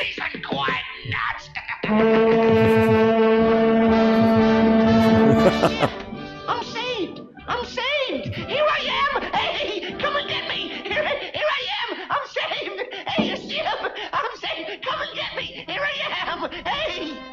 It's a little long running. Yeah. What you waiting for? You think I want to spend the rest of my life on this island? Yeah, this is Hangman. But got Mrs. Potato Head over here. I still have this fantasy. What that I'd meet a woman on a tropical island. That's just you dressed up as women. No, I'm just like hooking up with some island woman, and that just being the rest of my life. Just some island broad, you know, or as Eddie Murphy called her in his hit special Raw, Fufu. Well, we didn't see the end of it. Where was the racist part? They cut that out. Whoa, are you serious? Even YouTube has edited. So, ladies and gentlemen, there's a scene. Oh, that's the opening and closing. Okay, yeah. Here it is. Okay. Here it is. Maybe. No, they get it. It's somewhere in here. Oh, yeah, here we go. Wow. Yeah. Holy shit. Yeah, this is. I guess, but to me, this is offensive, and so I feel I mean, here we go. Here's where we missed. Hey,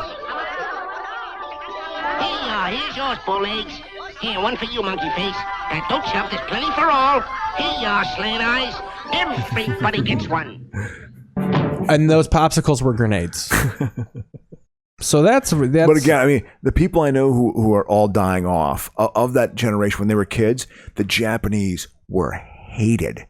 They were detested. That was the enemy. Here's mostly what I would get into with this is, I get the argument of like it's, stuff should exist on its own and you should just turn it off. But like, there's stuff to use that defends him. But like, why would you want to defend that? Yeah, I know. It's I guess, as funny as it is to watch, purpose? And like we had a fun time laughing at it. But like. If they were like, we're taking all of this off YouTube, you're going to get banned, I would be fine with it. There's plenty of other content out there, I think. I just think so many of these hills that people die on are just so insignificant and stupid. Exactly. We're like, even if what you're saying is intelligent, like you're dumb for caring about this. Yeah. No, you're right. Absolutely. I mean, but it seems to be the nature of that sort of deemed political debate now. I think that's sort of pawned off as it, because I don't know, people. I shouldn't be so dismissive, because as I said before, so we'll get into some This Week in TV history. So we got a lot of stuff. The 200th episode of All in the Family aired this week in 1979, I think it was. Yeah, that would make sense. It was like the 9th season of it. Yeah, we're in the Stephanie episodes, right before Edith's about to die. Wow. Yeah, they when they had the kid come in, they had the Jewish kid come in. She was cross-eyed as a motherfucker. Really? My dad made me pay attention to it as a kid, because I kind of had a crush on Stephanie. Absolutely. Little Stephanie. And then he goes, look at her eye. She has a severely lazy eye. Wow. And dude, it drifts in the fucking show. He is not wrong. Yeah. Her career didn't take off after that. She wasn't like, she was at the same level as Jodie Foster then, but that is now, different. This week she won an Oscar in 1995, which was for that. Was that for the movie where she gets sexually assaulted? No, that was The Accused in 88. Jodie Foster won an Oscar in 95. 95. For what? Let me see. I don't know. Yeah, because in 91 she won it. she Listen won to that. Jodie Adam is not happy. She won it for Silence of the Lambs and also for The Accused in 88 and in 91. I don't think she won it in 95. She won an Oscar. Oh, maybe it was for Little Man Best Tate. Actress 92. She won for Nell in 95. She was nominated in 95 nominated for yeah. Nell. Because she played this again, a variant of the retarded person. Well, yeah, exactly. In the wild. Raised by wolves in the mountains of North Carolina. And she survived. And she was just this kind of wild woman, like what a woman would actually be like if she wasn't sort of, funneled into these roles. That was, I'm sure, her artistic angle on that. Like, it's going to be this kind of raw, gotta visceral pop that woman, off. That's a Getty image. They'll fucking sue me into the goddamn ground. Yeah. Did she still have a beard then? Oh, yeah. She didn't come out until the mid-2000s. Yeah. Because, that was always the rumor in the 90s. At the Golden Globes this year, she had her gay lover with her. in the shot. Yeah, absolutely. In the shot. Yep. They were trying to be as gay as humanly possible. Well, I'm sure it was it's like older Hollywood that wasn't allowed to be gay. Again, your generation's got some good politics. All in the Family, that's though, one of the positives. The homophobia. All in the Family that's a good thing. Had 3 pilots. And here's the first one. So the show's called Justice for All. Like us, we had it made. Those were the days.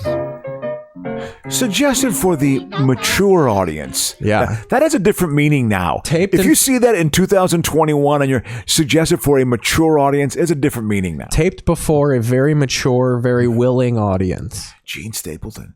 Yeah. It was Tim McIntyre. Different. Giles were guys. These guys get the long hair. You see, it's a young hippie couple. Ooh. So this is the original Mike and Gloria. Yep. Those shots, though, are very much. It looks like he's making out with Edith. I know. I don't have the time. Time, it's 30 minutes. You see, they're gonna get it on. They're gonna get it on. One more little thing isn't gonna hurt you. Yeah, but who's gonna be able to yell surprise? Let them yell surprise. What? On their own anniversary? Get up there. This was. It'll be a part of the women's lib movement. Yeah, you can tell. Yeah, the set's better now. They look like they're. I don't know. They have like front porches and stuff. Like it's not. This looks like if a third world country tried to reenact All in the Family. Was plenty. He said all he was going to say. And I've been to church with you more than 4 times. Yeah, he had this character figured out early on. Oh yeah, he knew what he was doing. But why are you always calling them names like you're black beauties? Huh? Look at what he's wearing. Yeah, they look like they're at a Lions Club meeting or something. The Yaks Club or some shit like that. His shirt is beautiful. So what's a matter? Oh yeah, that screams Assalamu alaikum, that fucking shirt right there. Yeah. Or a Native American thing, kind of an indigenous thing. Yeah. What was that line that got a laugh? I want to hear it. What's the matter with black beauties? It's nicer than when he called them coons. Oh. But I mean, it's that's a joke. Yeah, that is a joke right there. I mean, it is though. You know what I mean? It's also making a statement. That, like, I was listening to terrestrial radio shows from the 90s, like clips of them, and the stuff that you were able to do back then, like, it doesn't super offend me, but dude, like on Opie and Anthony in the late 90s, whenever they would talk about Jesse Jackson or someone, they would play the Sanford and Son theme song, where I would just like, Jesus Christ. Again, it's like the slave talk thing, where like, I would rather Louis Farrakhan stopping by here? Sorry. Hey, what do you want there, Xavier? Hey, Dad, will you let her open her gift, huh? She waited 10 years. Another minute ain't gonna kill her. Hold it. She waited 10 years. I teach my broad terribly. Well, let's move on to the second one. So this is a year later. Wow. And I think in this one, they retitled the show Those Were the Days. They couldn't figure it out. State. Everybody pulled his... No, actually, there was massive poverty. If you see pictures from like the 1890s, people were in the streets, literally barefoot. There was massive and my poverty. history teacher told me that the basis of this song is how after World War II, a lot of people refused welfare. Like, didn't need no welfare state. Yeah. Everybody pulled his weight. They were like, that was a anti-welfare line. Oh, absolutely it was. Absolutely. It was saying the modern world it was getting rotted by this welfare. You know? Sorry, Tiki, but I want everything ready. And like he said this, the GRO Salrin grade or whatever they say at the end, he was like, that's something political too. Our old LaSalle ran great. Yeah. It's like an old car from back in the day. So this is the hippie couple now. They made them all fucking strong and shit. Yeah, they gave him like a burly I feel appearance. like their move now was like, let's make them a little more intimidating to someone to stand up to Archie. Oh, we're not alone. Lionel's upstairs fixing the portable TV for Dad. I love how Norman Lear's thing though was like, they're gonna fuck at the beginning. Yeah, absolutely. There's a sexual thing. Here's my favorite thing about All in the Family though, and it's a testament to how great Norman Lear was. Yeah. There's things that he did in this show specifically that just would not fly, and even people probably look at it now and they're like, Jesus Christ. Oh yeah, absolutely. It's dated, but I like it. Like, I was explaining All in the Family to her and like throwing lines at her, and she was like, holy shit. Oh yeah. And I was like, actually, he was considered like a very politically left character almost, because he was kind of not Archie Bunker. When I was a kid though, is what I'm saying. Like, they say Eric Cartman is the basis of him, of like the lovable curmudgeon, that like he was the first character of like, he was very flawed and you're offended at what he says, but at the end of the day, you know he's a good person. Oh yeah. You know, it very much. Yeah. And even now, that concept is looked down upon, of like, why are you making this person look good? But Norman Lear is so accomplished and so good at what he does that they can't complain about it. Yeah. You know goddamn well they don't want to say that All in the Family is a gem of fucking... Yeah. Because it's obvious. It's also put out as being like, in the era of the sitcom, it very much ushered in the 70s sitcom, without a doubt. I mean, it was an extremely popular show. And he covered his bases, because we'll go into this. So after All in the Family, they create this show called 704 Hauser. So Norman Lear goes, I'll create a black curmudgeon. So this is about a black family that moves into the same house. Sherilyn! Yes, Mr. Celebrity? Was that Virgin Mary? Sorry I took so long, but... Maura Tierney. Well, this had a you cast. can't rush a girl in love when she wants to Look get at her. right. Yeah, There she that's is. Maura Tierney. Right before ER. Did this come out like in what year? 80s, it has to be. No, I think this might actually be early 90s. Yeah, 94, I think it was. It was Jesus, with 94? 94, yeah. Looks like the 80s to me. That's a disturbing thought, Keith. Well, I mean, that is it a was- disturbing thought to me. It was like 30 years ago. You got to understand that was me becoming a young adult. I was 25, and I did stand up for the first time that year. Like, it was this awakening in my life, you know? First time goes really fast. Slam, bam. So like Norman Lear comes at it from all angles. Yeah, well, Eight is enough. He had a pedophile janitor in a show. He's fucking. He's with it.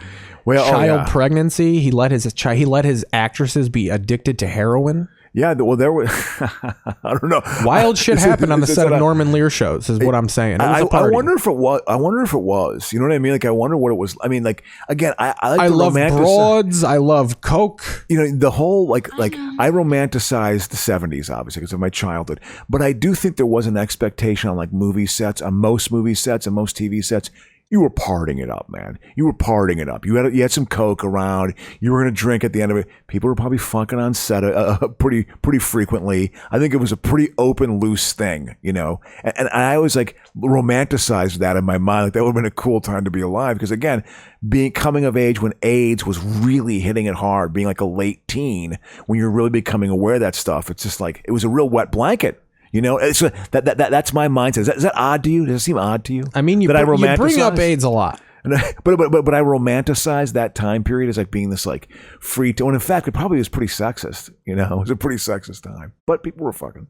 Well, it was pre-AIDS and post-pill. The pill was like that changed everything. The pill was that's misogynistic. You know, I guess I've heard looking back on it is the idea of like putting the onus on the girl to like, well, did you take your pill? Did you take your fucking pill? But that was like. Did you not come in me, Glenn? How about that? It opened up sexuality. It opened up I sexuality. thought you said I got that right. Yeah, well, Boy, for a show that says starring John Amos, he sure is not there for a lot of it. and for what? For the sake of the good news, Ernie. Oh, the wife. What good news, Rose? The Jesus good news. And don't you blaspheme now. If Jesus had been there this morning to hear that Reverend Solomon, he'd have come down and asked himself, what the hell are you talking about? He's challenging the church. He's challenging the church. You know? I'm just saying right away, to me, the set is not enough to carry this show. They should have had some sort of, you should have showed Archie Bunker sell him the house at the beginning. Yeah, exactly. Give us a Carol O'Connor appearance up top. Yep. He was still alive. Oh, yeah, he was doing In the Heat of the Night, dude. You know, yeah, he was still alive, but in 94, I think he was still around. He had a kid who had a drug overdose, you know. Well, that'll fuck you up, huh? Yeah, and that Johnny Carson had a kid, too, I think, who died of a drug overdose. Yeah. I think Johnny Carson fucking... there's a story that Johnny Carson had to mention his son's death on the air, and one of his producers cut to commercial because he was like getting emotional or something like that. Yeah. And Johnny never forgave him for that. For cutting to commercial. Yeah. Yeah. Like it was like a grudge. It was like, or something similar to that. Yeah. Well, you know, it's, I'm sure there's beef in this town from like, because of your weird performer ego that somehow, it was your form, because Carson was a fucking TV star. He was huge. He hosted the Oscars. He was huge. So what is this? This is getting onto the next topic. So in 1979, a movie called The Ordeal of Patty Hearst came on. And I think this 70s and 80s is the... Dennis Weaver from Duel. And they still do it now, but they do it in a more cheesy kind of yellow journalism way where making a movie about a current news topic. Oh, yeah. Oh, absolutely. I mean, this was... But this is different because... Probably 37 million people watched this movie. Oh, yeah. Or something absolutely. Like that. Absolutely. The fact that she got kidnapped and then became this... Yeah, it's the Stockholm Syndrome. Yeah, absolutely. She didn't want to... They had to like rip her from them, right? Yeah, oh, yeah, absolutely. So for people who don't know, because this is a bajillion years ago, how does that make you feel, Crow? Hey, man, I actually don't remember this. I was still too young. Patty Hearst is a descendant of the newspaper magnate. Yeah, absolutely. So she was a rich girl. She gets abducted by this guerrilla fucking paramilitary organization. Was it the Symbionese Liberation Army? Whatever it is, Barack Obama was the leader. Well, okay, of course. But back when there were like radical groups around in the 70s, they kidnapped her. So she gets kidnapped by them, sends legit ransom notes where like they're fucking taking out letters of newspapers and sending ransom to like nefarious ransom notes. Oh, yeah. Like hack bullshit. Yeah, absolutely. And it's this big story, and then they find her and she's like all about it. She became all about it. Well, she was part of them for 18 months, for a year and a half. She was young, and she got like... That's when you was know... that O'Hare? Was that O'Hare Airport? That's when you know her guerrilla... No, San Francisco. Yeah, that's when you know her guerrilla career was important to her because she was treating it like a baby. It was 18 months old. But yeah, there's pictures of her with a beret and they would knock off banks and stuff. I don't quite know what their political cause was. I think some people just got crazy back then a little bit too, and were just like, we're gonna just do this crap, What a crazy time to be alive. So I guess Weaver must be. This is also like I think this is a Norwegian version or a Germanic version. We have the subtitles. But yeah, Weaver must be like old man Hearst. He's still a solid man there, Weaver. He was a known actor in the 70s. Dennis Weaver had a good career. Go halfway. Oh, that's when you know it's a bad movie. I've just fast forwarded 40 minutes and they have not changed scenery. Mark of a terrible movie right there. He's like, listen, Jack. I want to hear what he has to say. I want to hear what he has to say. Oh, wait. What happened? I want to hear what he has to say. I'm trying. It's okay, man. Don't panic, man. It's all good. Work with it, because I got a distinct feeling. I got a distinct feeling that it's going to be some real like soul ghetto talk. Like, it's going to really be like pretty insulting. I think it's going to be pretty amazing. I don't know if this has sound. Maybe it does. I think the sound's but dead. I feel like it should be there, but he's like, "Listen, Jack, we got your daughter. You better give us the bread, man. Cool ice. What up, Cool Breeze? We got to break a lot of cats out of jail. We got to pay some people off. That's what we got to do." Yeah, that's fucking unsettling. Come on, Sal. Yeah, it just, and so she was, and so she's still alive. I mean, she's still, Oh, she's got to be so old now. No, she's probably in her 60s, late 60s now, Patty Hearst. What a bizarre experience to go through. Like, and it was like national news. It was a real, like, sensationalized media was really like it was sort of like that was going on. Such a weird time in our culture of like of this kind of tearing away of an old way and a new way sort of coming in. It was getting further. No one really gets kidnapped anymore either. Yeah, I mean, kidnapping was a thing. No one gets kidnapped and not immediately murdered anymore. Yeah, it's. I think the police tactics now are pretty organized. They're pretty organized. So the Jews got to be buried right away, huh? Yeah, got to get them in the ground. Yeah, it's probably a throwback. You got to bury them like a meat plate. You get it over with. You know what that approach is? You know what that is? That's pulling the Band-Aid off hard and quick. Well, and then there's probably some shit where like the body gets unholy after a certain amount of time and shit like that. Probably goes back to like people were probably rotting, I imagine, in a village somewhere back in the day. It's like, we got to get you in Earth. We got to put you in there. I wonder if humans must have figured that. They must have known that. Just make it nice and neat. So they're celebrating the sequel, Coming to America 2. It got panned on the golf course. Of course today. It got panned. It's awful. Like I said, I called it. I called this a month ago. Yeah. It's going to be bad. Yeah. Isn't that amazing? People wanted it to be good. Well, they're still going to say it's good because it's Eddie Murphy. No one will dare say that Eddie Murphy. These are people who still say movies like Bowfinger are good and shit like that. That'll be $8. I think it is time to find your queen. And I think we need to stop celebrating him playing 9 different characters at once. It's not hard anymore. It is.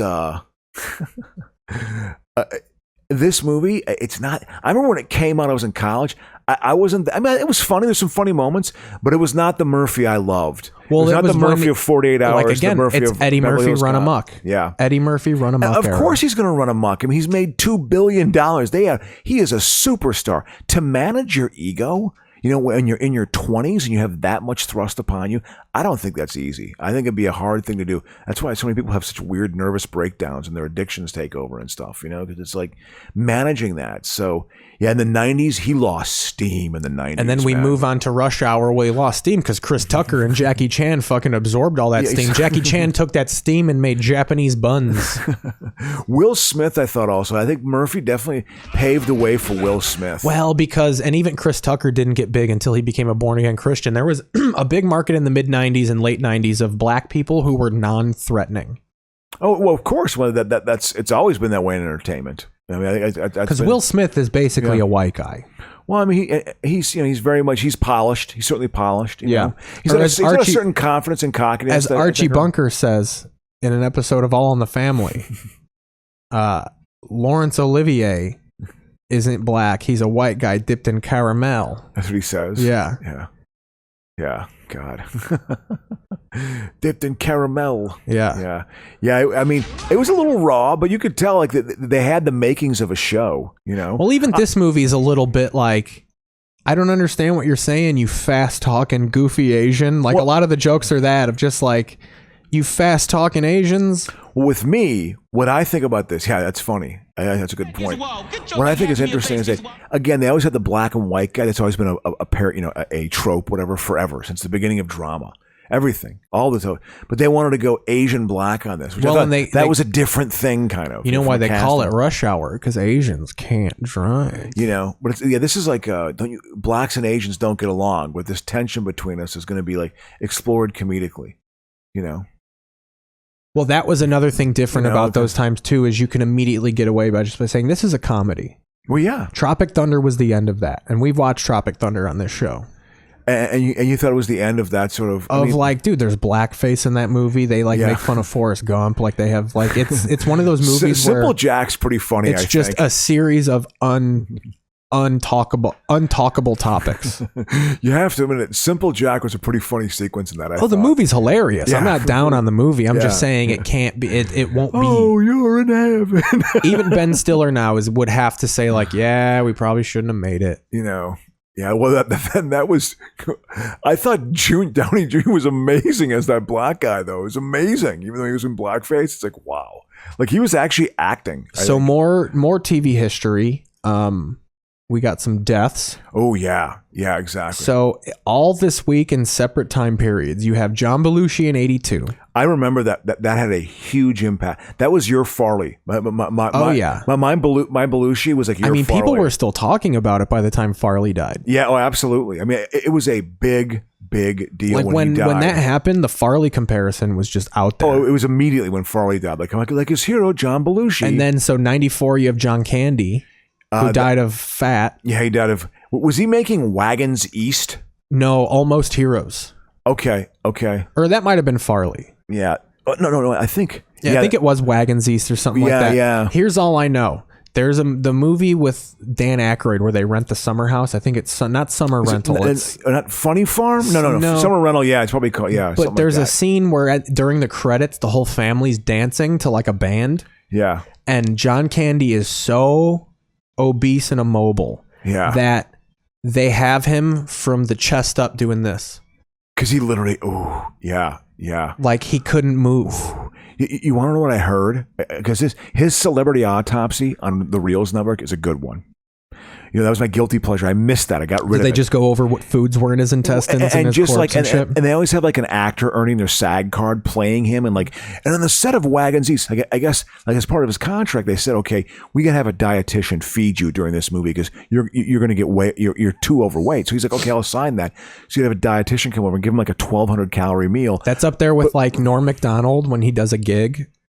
You're not allowed to give him his pay because he'll just gamble it. Wow. He's not allowed to touch his money. Wow. His manager gets it, and then his manager gives him what he can have. Yeah. That's what he said. Like that's how he hasn't lost his life. Is like whatever I get in possession of, I will gamble. Is what I can gamble. Like, God, that whole. I'm glad that still exists. I'm glad it still exists. I've heard it's in his rider that. Wow. You are not allowed to hand Norm money at any point in this weekend. Like he's like, yep, I got to do it because if I don't, I know myself.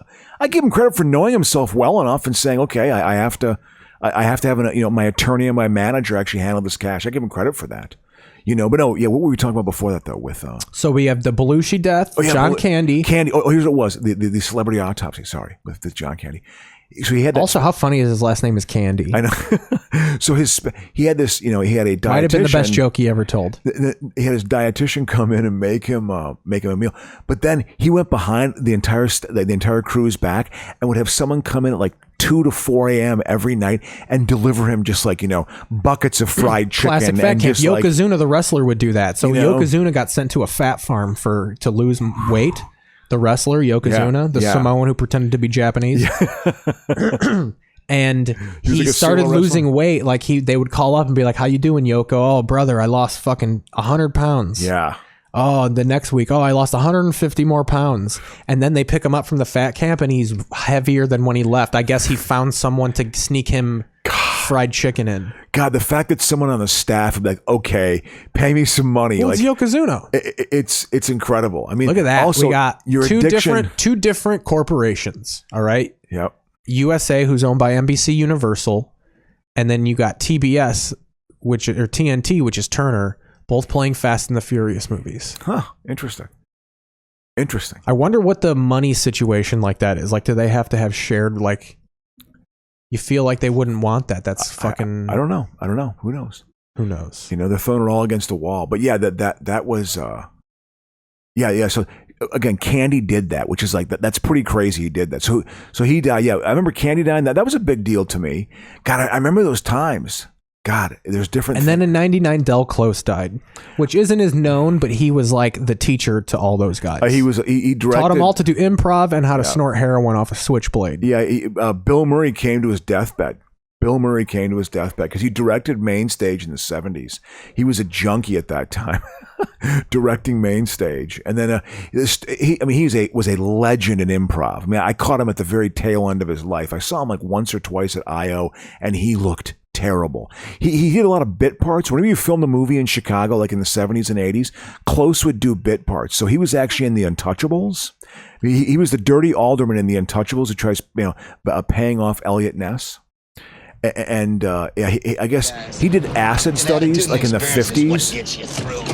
You know, there's all crazy stories about like Del Close was just this maniac guy before his time. It was legendary stories. I guess he also he was filming a documentary going across the West with a buddy of his, and they decided to buy a monkey, and they had the monkey with them while they were filming this movie like in the early 60s. But the monkey was really ill behaved, so they put the monkey into like a film canister and forgot him, and they baked him to death. My favorite Del Close story is I've heard that he has his skull being used in a production of Hamlet. Absolutely, at the Goodman. At the Goodman, yeah. Absolutely. That's what he did. I remember because when he died in '99. I remember that I was still in grad school. Jesus, and that happened. Yeah, he donated his skull. I remember I went out to. I want to put it out there that when I die, I'm buried at the 50-yard line at Soldier Field. You're that big of a diehard Bears. I give you credit. I just want it out there. Yeah. I want to be known enough to where it's possible that I'm buried at the 50-yard line. You can't just say that when you're nobody. Not spread ashes, your body and a gravestone at the 50-yard line. For some nefarious, it's why I died. Yeah. I had to be silenced because I know the truth. Because Mr. Potato Head's a guy. No, I'm just kidding. Fuck yeah. I can't believe. Oh, yeah. I remember loving the scene, man. I remember loving the scene. Cadillac Blackjack. It's him. That is the Charlie Daniels band, right? Well, it's supposed to be like a ripoff of them. I mean, they got the Rebel flag. This is in San Francisco, which, by the way, still had this. Like, San Francisco used to be like a tough white guy town for a while before it became gay. Wasn't it always like intellectual though? It was very much a trade town, like a city of trade. So like pirates and stuff, and like trade would come. Literal in there. Pirates. But I mean, no, ships and stuff would always be in there like that. So it had this tradition. You know, cities of trade like New York City and San Francisco, they were always very open. So you went there and you were trading stuff, and the gold being there changed that city. That's what the money in the West was in San Francisco. It wasn't in L.A. You know, because of gold. Here, this is the funny line. Yeah, I remember loving this. How about a white Russian? Black Russian. You really said black Russian. That's a funny joke. I get it. I'm black. No, that's funny. No, I just rather have plain old vodka. That'd be nice. I love him like being confrontational. I thought the scene was great, like a black guy. Oh, just like making fun of all the honkies. Yeah, absolutely. Which Pryor Pryor introduced this. He refined it. Well, because he was funnier. Well, he was just more. Well, I think Pryor actually, in terms of as a stand-up, Pryor is the best stand-up. Well, also Eddie Murphy had to do the thing where Richard Pryor kind of started the whole making fun of white people hard to where I feel like he didn't have to busted the door. He didn't have to add too many layers to it. All he had to do was just kind of do this voice. Hello, I'm in a library. Yeah. And I'm reading a book, and like that's his closer. Yep. But Eddie Murphy had to do that and actually put like real jokes behind it. And I feel like he had to not just be a copy of Richard Pryor to where he was like, I can do the white guy voice, but I actually am putting funny lines behind it. Yeah. Ooh, here we go. Like even a lot of Pryor, and I hate saying this now because it's so taboo, but like Pryor doesn't date that well. His in between stuff is funnier when he's doing crowd work, off the cuff. Yeah. All the car about shooting his car, like I shot that motherfucker. Like, that's not that funny. Like when he talks about his car screaming and shit, like that's not that funny. If you saw someone doing that in a vacuum, that Pryor bit never existed. Yeah. And you saw someone go on stage today and talk about how their car cried and screamed after they shot it, nobody would laugh. That would bomb. That joke would bomb. Well, but it's also, you know, he understood his persona and his voice to give it some sort, you know, people were going to find it funny. He was he had tapped into a level of funny where he could kind of do anything, I think, you know, which I think is maybe a dangerous spot to be in as a performer, I think, because then you think, yeah, anything you do, and then that's not the case. You know, you can actually fade in a hurry. His high watermark is Live on the Sunset Strip. I think that's probably. Well, yeah, that was post fucking Crackburn. That was like his comeback and his best special. Yeah, that was his high watermark. Because he has a special he did in New Orleans. It's not that good. Oh, that dude, that actor, he was in stuff. I'm your worst nightmare, man. Yeah, that actor. That wasn't Tex Cobb. It looked like Tex Cobb. Tex Cobb. That sounds like an old timey Randall baseball Tex player. Cobb. He's the guy who was in Raising Arizona driving the motorcycle. This guy looks like Dave Holmes from Let's MTV, see. the bartender. What next? Now that's just unacceptable. I know. Yeah, you shouldn't do that, Yeah. right? Chick who lives up the block. Just head up the alley across the street where Chinatown's. You see, they're trying to find the two guys who have kidnapped this. Oh, I've seen this movie. Yeah. I know all about 48 Hours. 48 Hours was. I mean, this. I mean, single-handedly holds some of the most racist white guy against black guy lines of all time. Yeah, absolutely. Yeah. Let me go buy you some chicken there, Jerome. Nolte was heavy in a bottle at this time in his career. He was drinking hard. He ain't gonna touch nothing unless it's deep fried. Yeah, Nolte. What's Nolte's high watermark?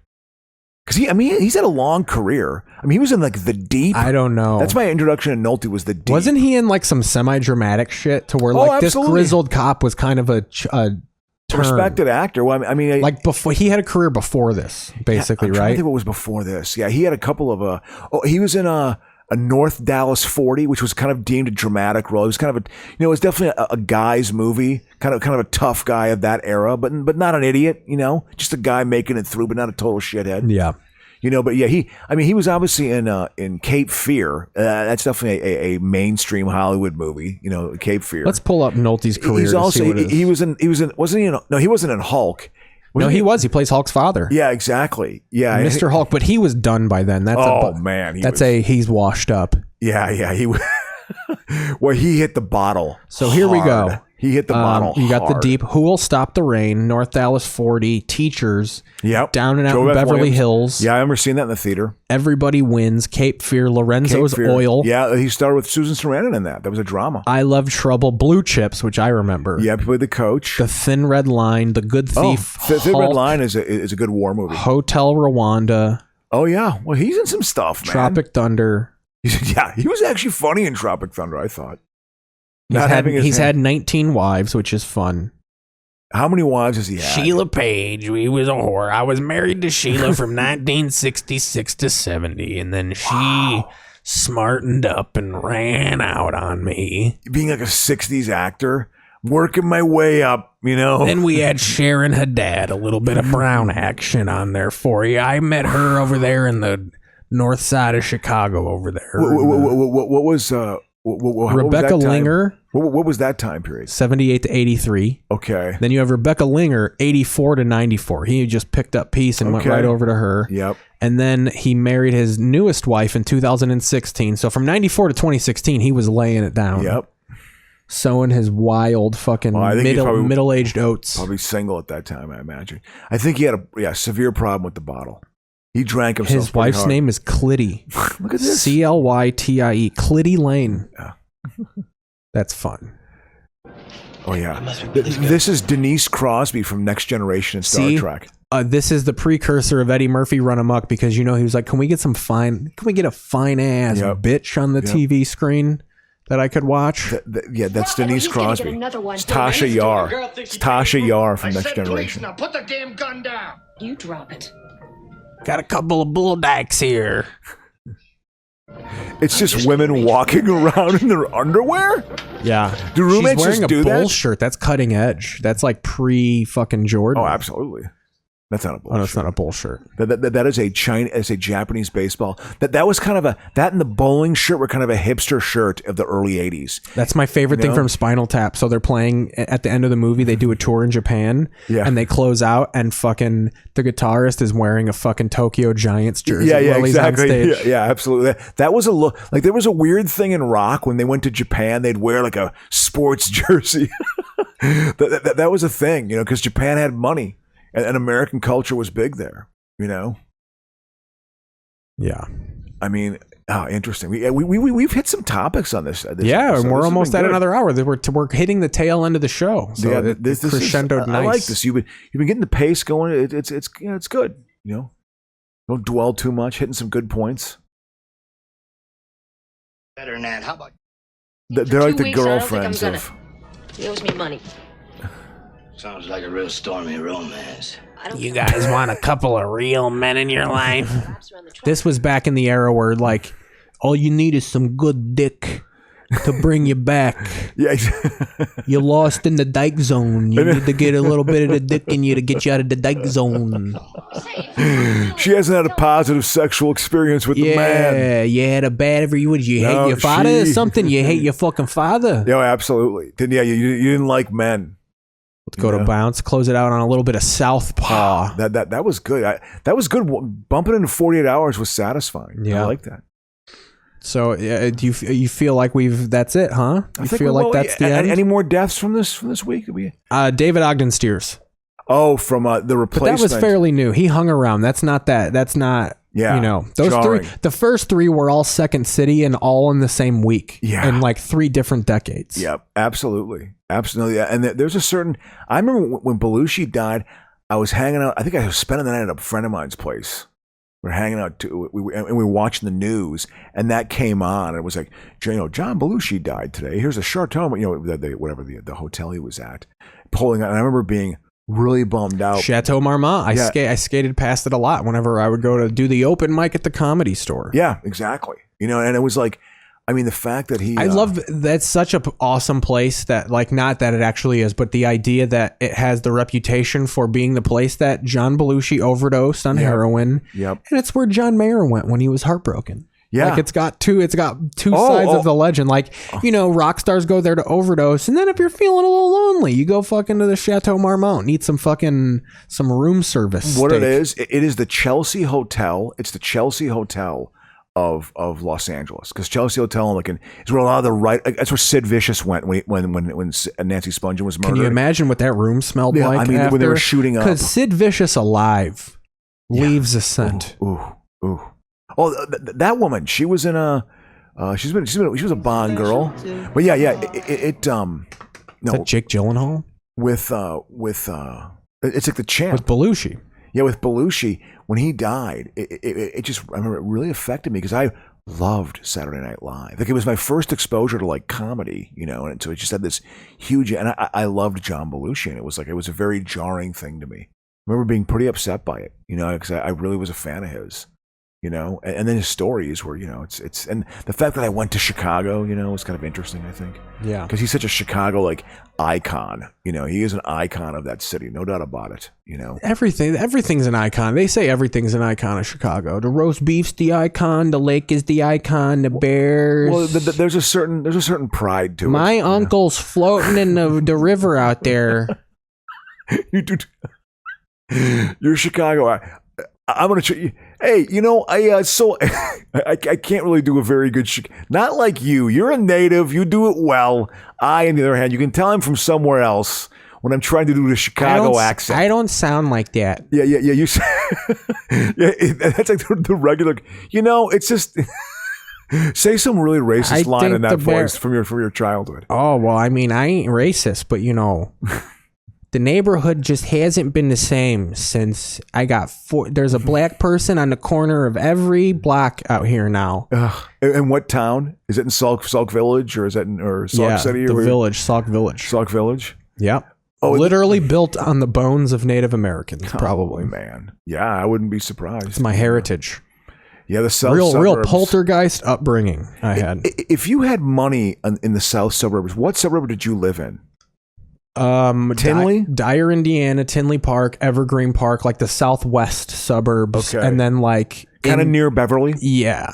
I feel like that there was a certain caliber of Irish person that took that path when they went to the suburbs, and the other people went north or north, and shore. then north beyond Chicago, you had fucking Highland Park and shit like that. Oh yeah, that's huge old money. Yeah, big time old money there, man. No doubt about it. Well, all right, man. money that I don't have. As I'm out here pursuing things. Yeah. You know? Well, thanks for listening, guys. Hey, I've enjoyed this show. Yeah, we covered some topics. Absolutely. Bounced around pretty well. Watched a little TV. All right. Yeah. Let's get that going. Exactly. So, follow us on all the same channels. Please Twitter, do. he's at Insecure Comic. I am Keith Pazel. KeithPazel.com for all the episodes. It's the one-stop shop. You can also do the YouTube channel. This is Keith Pazel. Look at this. You're set up There's well. a new donate button, a new donation page. It's called Pay Per View. Get it? PAE per view.